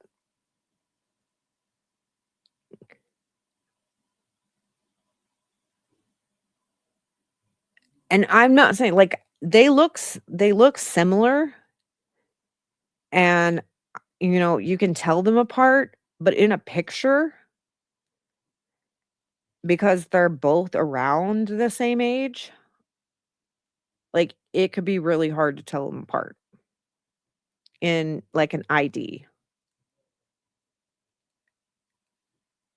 So I would want them to do that um for Sarah as well. I don't know if they because they could have suspicions of them using Sarah's name because she has used her sister's sonogram, she has used her sister's belly and all of this other stuff. So it wouldn't be a stretch for Laura to use her sister's name as well. And I'm not saying that like Sarah knows about all this shit now. And I am not like I know a lot of people are like, "Oh, Sarah knew about it. Sarah knew about it." And she might have. I am not so quick to fully jump there. Like there may have been some stuff that Sarah knew about, but there's a lot of this stuff And even if Sarah was involved, can be explained away. Sarah can be like, those were at my house because, like, yeah, my sister came over. I didn't know that she took those pictures. The video of Ron touching Sarah's stomach, well, that Laura could have recorded that and it was on her phone, and her sister didn't know at the time of her doing these things that it was happening.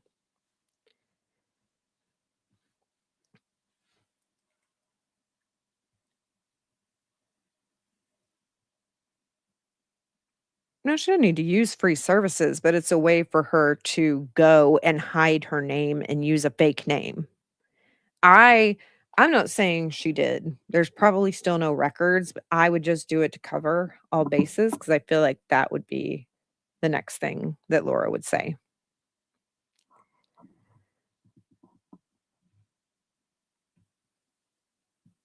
Yeah, that's true. And so the picture actually could have been that Sarah took a picture on that table that we know is Sarah's table and then sent that picture to everybody or the family group text. And so then Laura just saved it, you know? And so that's the thing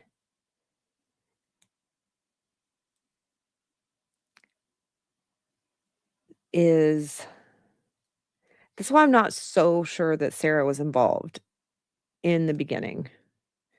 Like, she knows about it, but it seems like Sarah has been a very cooperative witness. Um, and I'm not convinced that Sarah is necessarily a co-conspirator. I think Jan is still the co-conspirator. I mean, Sarah may be a bitch just like everybody else in the family. I have no idea, but I am not so quick to fully go there. Now, if I have proof, then okay. But right now, I don't have enough proof to make that assumption or to come to that conclusion just yet. Okay.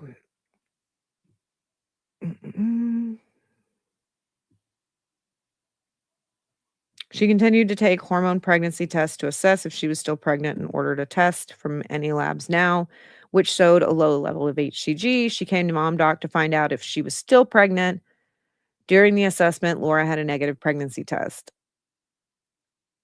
The thing is that Laura could have just taken a pregnancy test at home to find out if she was still pregnant or not.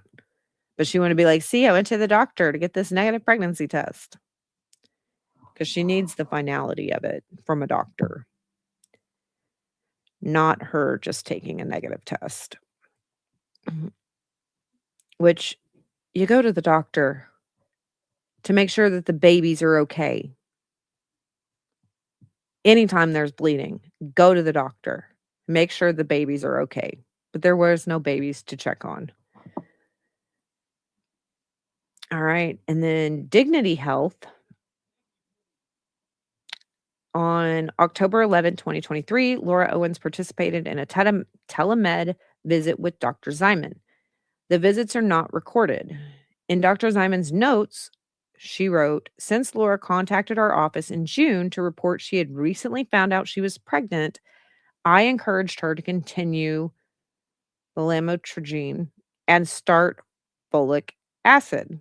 Today, Laura reports she is still pregnant, 21 weeks with twins.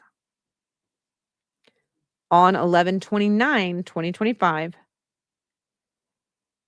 Laura Owens participated in a telemed medicine visit that are not recorded with Dr. Zyman.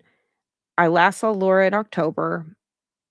At that time, she had reported she was 21 weeks pregnant with twins. Today, Laura reports she lost her pregnancy. Her OBGYN thinks that it was a chromosome thing. She passed two things that look like fetuses. So this is the telehealth this visit that she did with the doctor in November. And I don't know what OBGYN told her it was a chromosome thing, because nobody did. Let's go back. Okay, so that was 11/29. All right. So mom doc appointment was on November 14th, and she had a negative pregnancy test. Then 11/29 is when she passes these things. So when they try to say, "Oh, it was in July," well, you didn't call anybody in July. You called them in November about these bleeding things. So, no. The only reason you put it back to the July and way back before November is because we wanted the death certificate, because there is to be a death certificate after 20 weeks.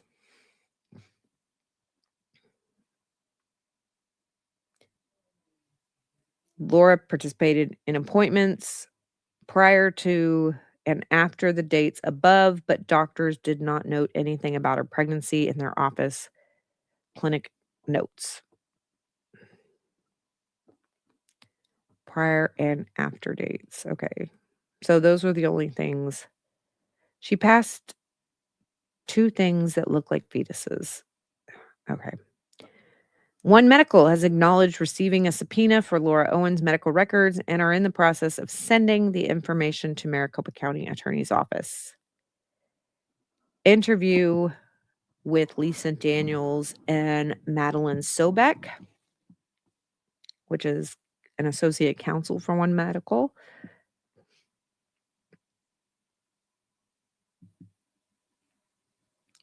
All right.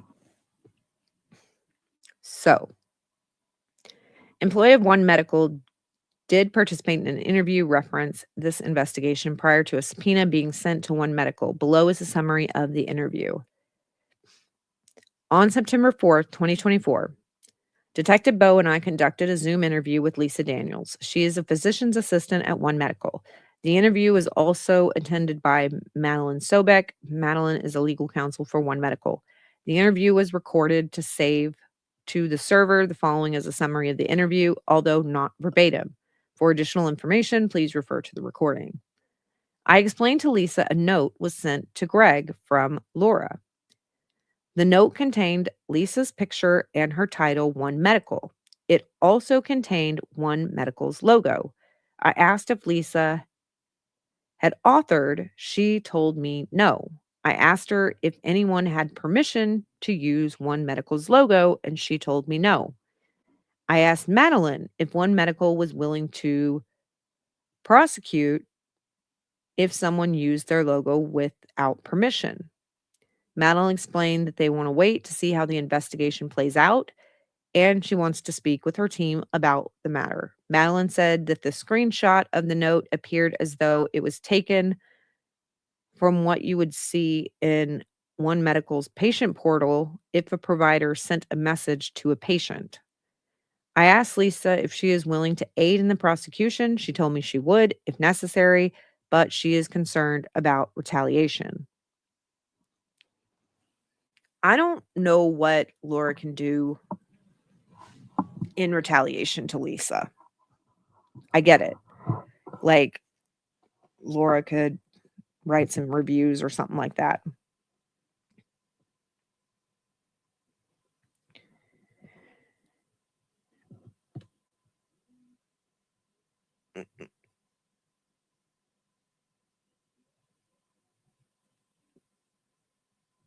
Maybe they would say it's chromosomal.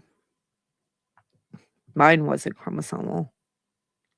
Mine was that my cervix was trashy. My cervix was weak.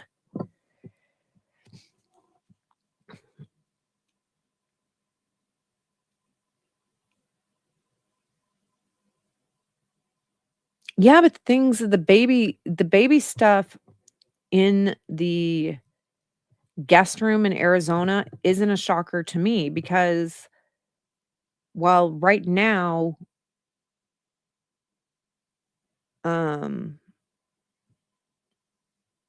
like my grandson lives with me, but when he moves out, like I'm still gonna have it. And then if if my brother has a kid or my son has a kid or way later down the road, my daughter has another one, like I'm gonna have baby stuff at my house. So baby stuff at a grandparent's house in a guest bedroom for the grandkids is not weird to me. So that baby stuff being there never bothered me. It also could be them trying to create a nursery for Laura's fake pregnancies.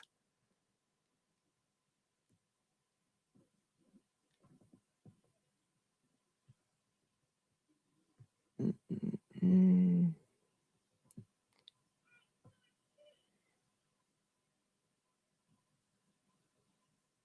Oh, that's true. She can go try to go after her medical license for malpractice. But the thing is that would suck to go through, but I think they would see right through it with everything because she would have all this stuff to take with her to defend this cray cray person to be like, this person has never even seen me. So they're gonna be like, um, not in the casita, no. Not in Laura's casita. In the parents' house, yes. Yeah, when Sarah would visit with the kids. Because when Sarah comes down with the kids, it's for a bit, like, they're not just coming overnight, they're gonna be staying for, like, a week or a few days and stuff like that. Um Yeah, it's true, she'd have to admit to being sued, but it wasn't by a patient. She'd been sued by somebody, but it wasn't because it wasn't about a patient, because she wasn't her patient, I don't think. I guess we'll find out because 'cause they're still providing that stuff, but alright. She was worried about retaliation. I asked Lisa and Madeline if they know who Julie Ulrich is and if Laura was a patient at One Medical. They confirmed Julie is a provider at One Medical and Laura had been a patient at One Medical. Lisa and Madeline were shown a video of a meeting between Laura and Julie. Madeline confirmed that a patient can access a provider through a video call. I asked if a provider would document information regarding domestic abuse. Lisa said the providers document what patients tell them and they can ask appropriate questions about the situation. I asked Lisa if the video call was still available, and she told me calls are not saved, but the provider may document what was said in their notes. After answering some general questions from Lisa and Madeline about the investigation, the interview concluded. Lisa and Madeline were shown a video of me. So where did they get the video between Laura and Julie? Maybe that one was saved? Maybe that one was videotaped? Who knows? All right. Then they went and interviewed Clayton again. So Clayton has been in contact with these people for a long time. Not a long time, but he's been constant contact. They've talked to him several times about everything. On January 16th, 2025, Detective Bo and I conducted an interview with Clayton Eckerd. The interview was audio recorded and saved to the server. Following is a summary of the interview. It's not verbatim. Go look at the recording. Detective Bo asked Clayton about an ultrasound he saw during a call with Bonnie Platter. Clayton said he was on a Zoom call with Bonnie because Laura would not send Clayton a copy of it. Laura told Clayton her attorney had the copy of the ultrasound. Well, if your attorney has a copy of it, you have a copy of it. Bonnie showed Clayton the ultrasound over Zoom, and he took a screenshot of it. This is the same ultrasound Laura admitted to altering. She said she changed her name and location it was taken. Clayton believes she submitted this ultrasound in the hearing with Judge Judy. So she can be like, I didn't submit it to the court. My attorney did. I didn't give it to Clayton. The attorney did. None of this was me. Clayton speculates a lot of the photo and documents Laura was using belonged to her sister. He believes this because Laura posted a video on Reddit that shows her dad touching a pregnant stomach. In the video, the person with the pregnant stomach's head cannot be seen. Clayton said it was later proven that the pregnant person in the video was Laura's sister. I asked Clayton if she sent the video to him, and he could not remember. He said Laura was putting things into a Reddit file to prove she was pregnant. Clayton told us people on the internet were saying that Laura's sister was pregnant, and the things Laura was posting probably belonged to her. I asked Clayton how it was proven that the video is Laura's sister, and he said it was speculation based on what the internet was saying, and then there were some redactions. Clayton said he believes Laura was using some type of prosthetic belly to appear pregnant in court, and before the bloating her stomach to appear pregnant. He said that they were never able to prove she was doing this, and he was speculating this was happening based on comments made on the internet. I asked Clayton if he remembers the video Laura played in the beginning of the hearing with Judge Judy. Clayton told me he thinks it's the video he posted about the Ravgen test, coming back with little to no DNA. I asked Clayton if Laura sent him videos of her looking pregnant. He said she did. Clayton said he received a video by a text from Laura and she turned to the side, appeared pregnant. He also showed us a video of an ultrasound, baby A and baby B, that Laura told him was hers. Clayton told us someone online found the same video and sent it to him. He put the videos side by side to show the judge, but he felt the judge didn't really pay much attention. He didn't, because he's like, I don't know anything about this.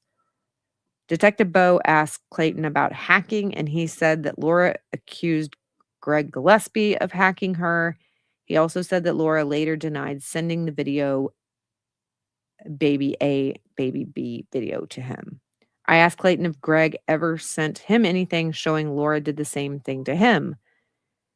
Clayton said that he and Greg talked. Greg told him he caught Laura using an ultrasound from a baby blog that was not hers, Vanishing Twins. Clayton said that Laura sued Greg for forcing her to take abortion pills, and he felt like she was trying to do the same thing to him. Laura told him she bought abortion pills that she could take a month after the Plan B pill is taken. She said Laura asked if he wanted her to take the pills. Clayton told her he did not want to have a child with her, but she could take the pills if she wanted to. Clayton showed us a video that Laura submitted during the hearing with Judge G. The video is dated 10/9/23 and shows Laura wearing a tan sports bra and black leggings. She appears to have a pregnant belly in the video. On 3/4/23, Detective Bo and I were able to obtain a copy of the video Laura used in the Gilkexas hearing from Maricopa County Superior Court. I showed Clayton a printout of communication between Laura and Dr. McCool that appeared to be from the followmyhealth.com portal on July 13, 2023. He told me he had not seen that printout, but told me he took a similar screenshot from followmyhealth.com portal. He remembers what the top of the screenshot looks like. Clayton showed me the screenshot he took from followmyhealth.com, and the body of the message started with "Good morning. Multiples can be seen. It should be noted that Dr. McCool never sent either message we are discussing." Interesting. Clayton told us he accused Laura of photoshopping documents because he could see pixelation. He told us Laura denied doing so. Clayton told us he was sending Laura's email to a blocked folder, and the folder was erasing them after 2 months. He started to screen grab the emails and their attachments once he realized this was happening. I asked Clayton if his email store in a cloud, and he said he did not have cloud connected at the time. Clayton also told us he saved his response to her emails and to her texts redaction. Detective Bo asked Clayton if he suffered any financial loss because of the situation with Laura. He said he had lost a brand deal and he can account for about $5,000 in losses. Clayton believes he lost tens of thousands of dollars in deals because of the situation. Detective Bo asked Clayton about a letter Laura wrote threatening to sue him for $1 million. $4 million. He said she sent the letter to his lawyers, but he said she sent a shorter letter in an email chain. Clayton could not find the letter in the email chain during the interview. This concluded our interview with Clayton. The rest of the recording was about setting up a time with Clayton to download his phone. Now we've got the Inova Med Spa, with an interview with Dr. Carmen Mora. Almost done, guys. We're almost done.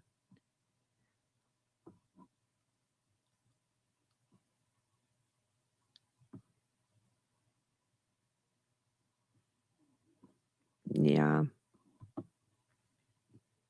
But at the same time,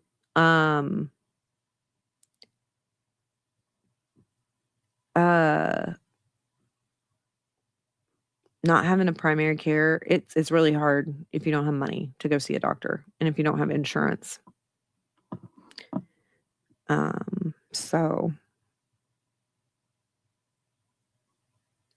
But if you don't have insurance and you don't have money, you wouldn't be able to even hop around all these different providers either. But her parents pay for this stuff, so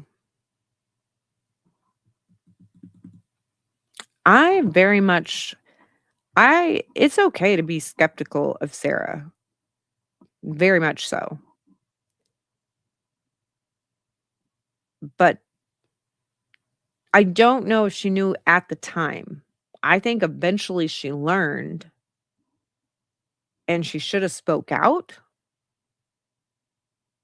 and be like, my sister's fucking crazy and she's lying. This is my shit. And she just stayed silent.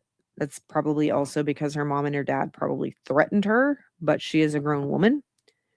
So it's not that Sarah doesn't have anything, but let's be glad she's participating in this investigation. Yeah. I would love to learn about.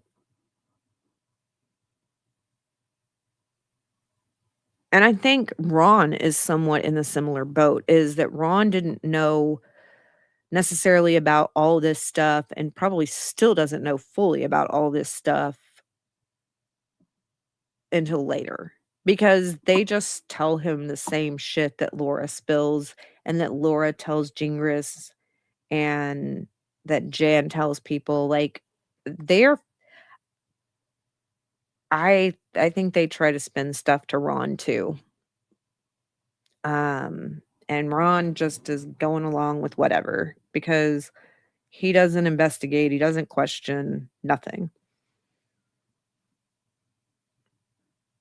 I mean, he's still an asshole, but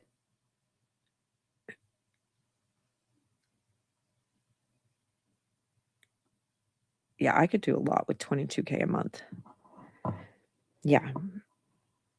I could do a lot with $4K a month, okay? Like, that would be nice. I don't even get that. I don't even have that. So, like, I'm always broke as a joke. All right.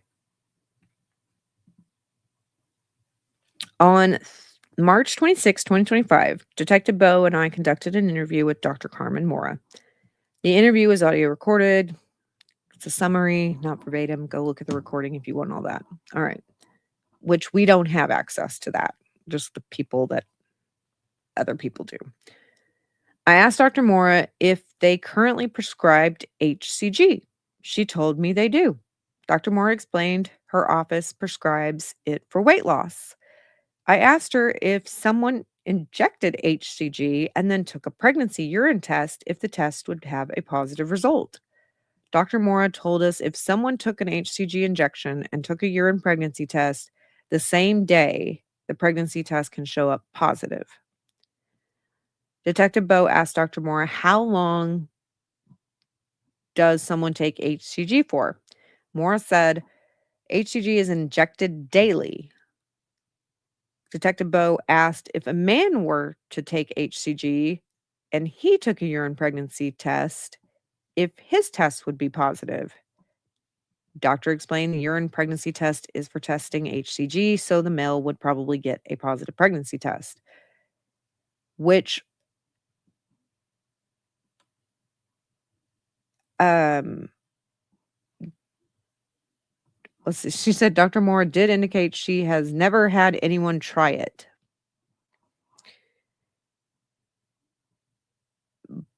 The thing is if males have HCG in them, it could because they're taking this weight loss, but it also can because of cancer in a male.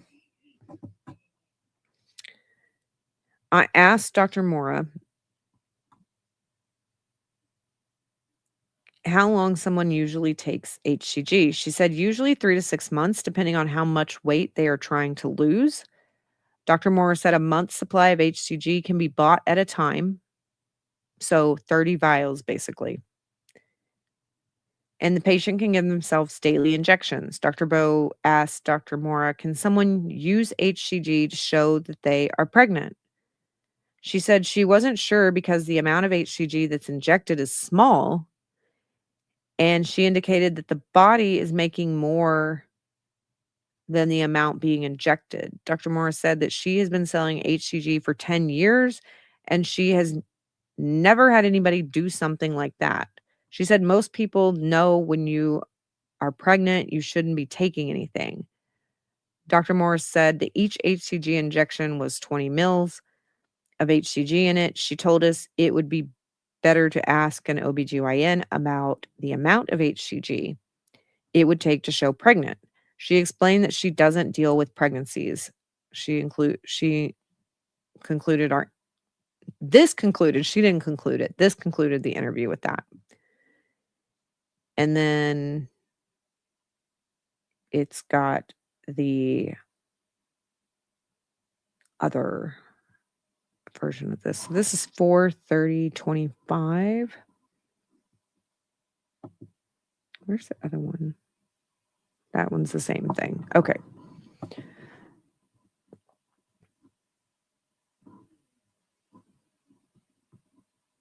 Well, you can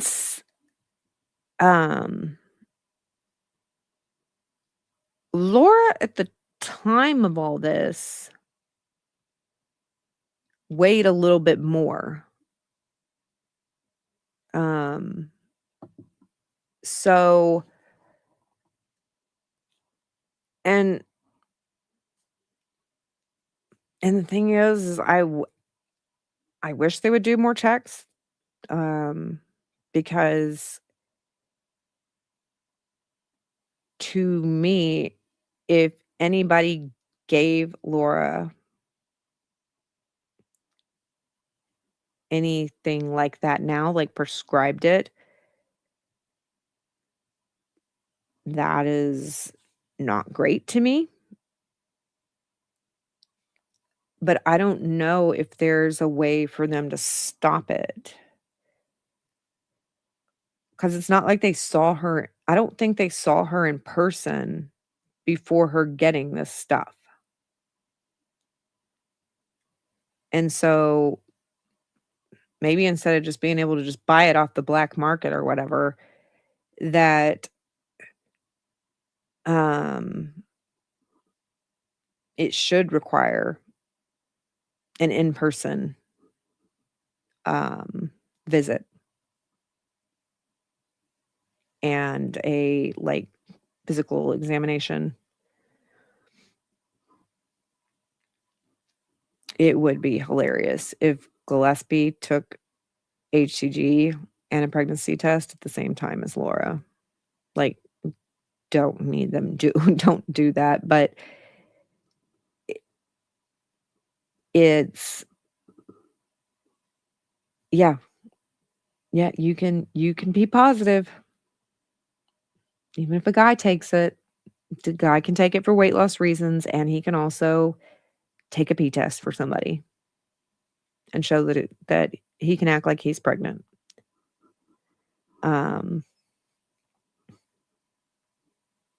This lady's like, we don't deal with pregnancies and we've never had people do this shit. It's like, but there's always one, and that's why there's a warning on things. Yeah, they sell it. Right. Like they go, like it would have been funny if her and Clayton both went to any lab tests now or whatever, and they both went and had an HCG test, right? And they both came back with like 102 because they both took like an injection or something. And be like, look, we're the same. But then Laura would have been like, see, we're meant to be.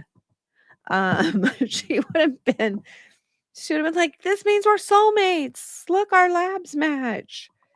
It's a sign from God and this evolution and all that stuff. But that is it for the investigative report. We made it through it. Bunch of crazy stuff in that. Yeah, she's not a medical doctor. She runs a spa. Yeah. But there can be laws in place.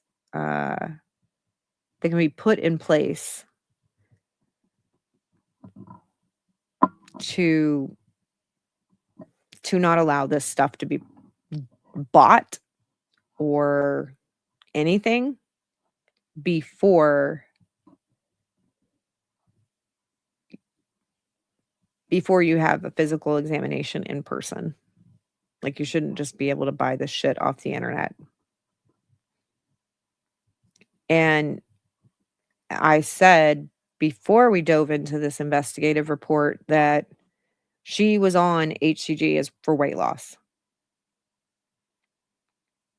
And that was the start of her losing the weight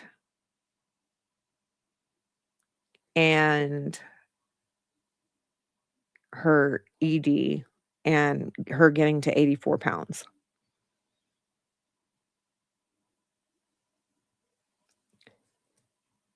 So it's because of people that are not well, that want to be skinny. And people that are obsessed with being skinny, that they'll do all the things. And then if they could also take something like this, and if you think about it, let's say she does have an actual ED, right? So she has that. Then let's say she's taking weight loss meds on top of it. And some of these weight loss meds have crazy side effects, and you feel like absolute dog shit if you take them.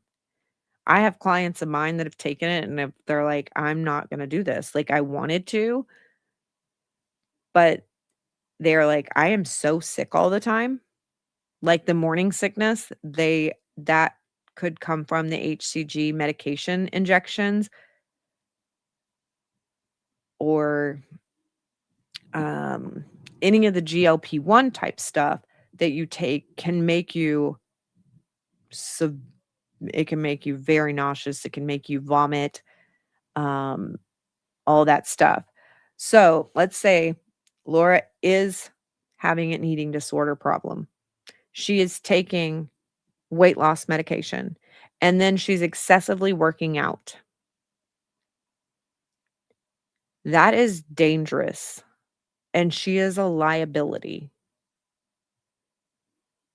And I really think Barry's, from a liability standpoint, needs to cut her off. Because we know they're Sue happy.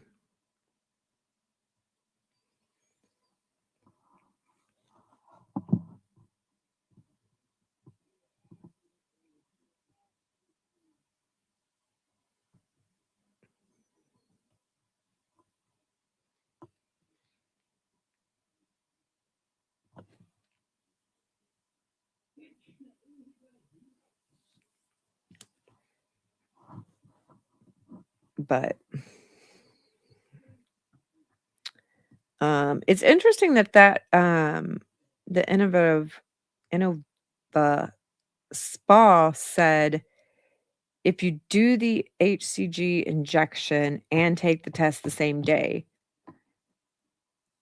I would be interested to learn, could she do that and then take a test the next day and it still be positive? Like, how long can you pee positive on just one small injection?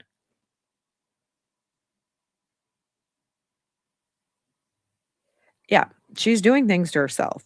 And so, like, she wants to blame it on JFC or whatever. No.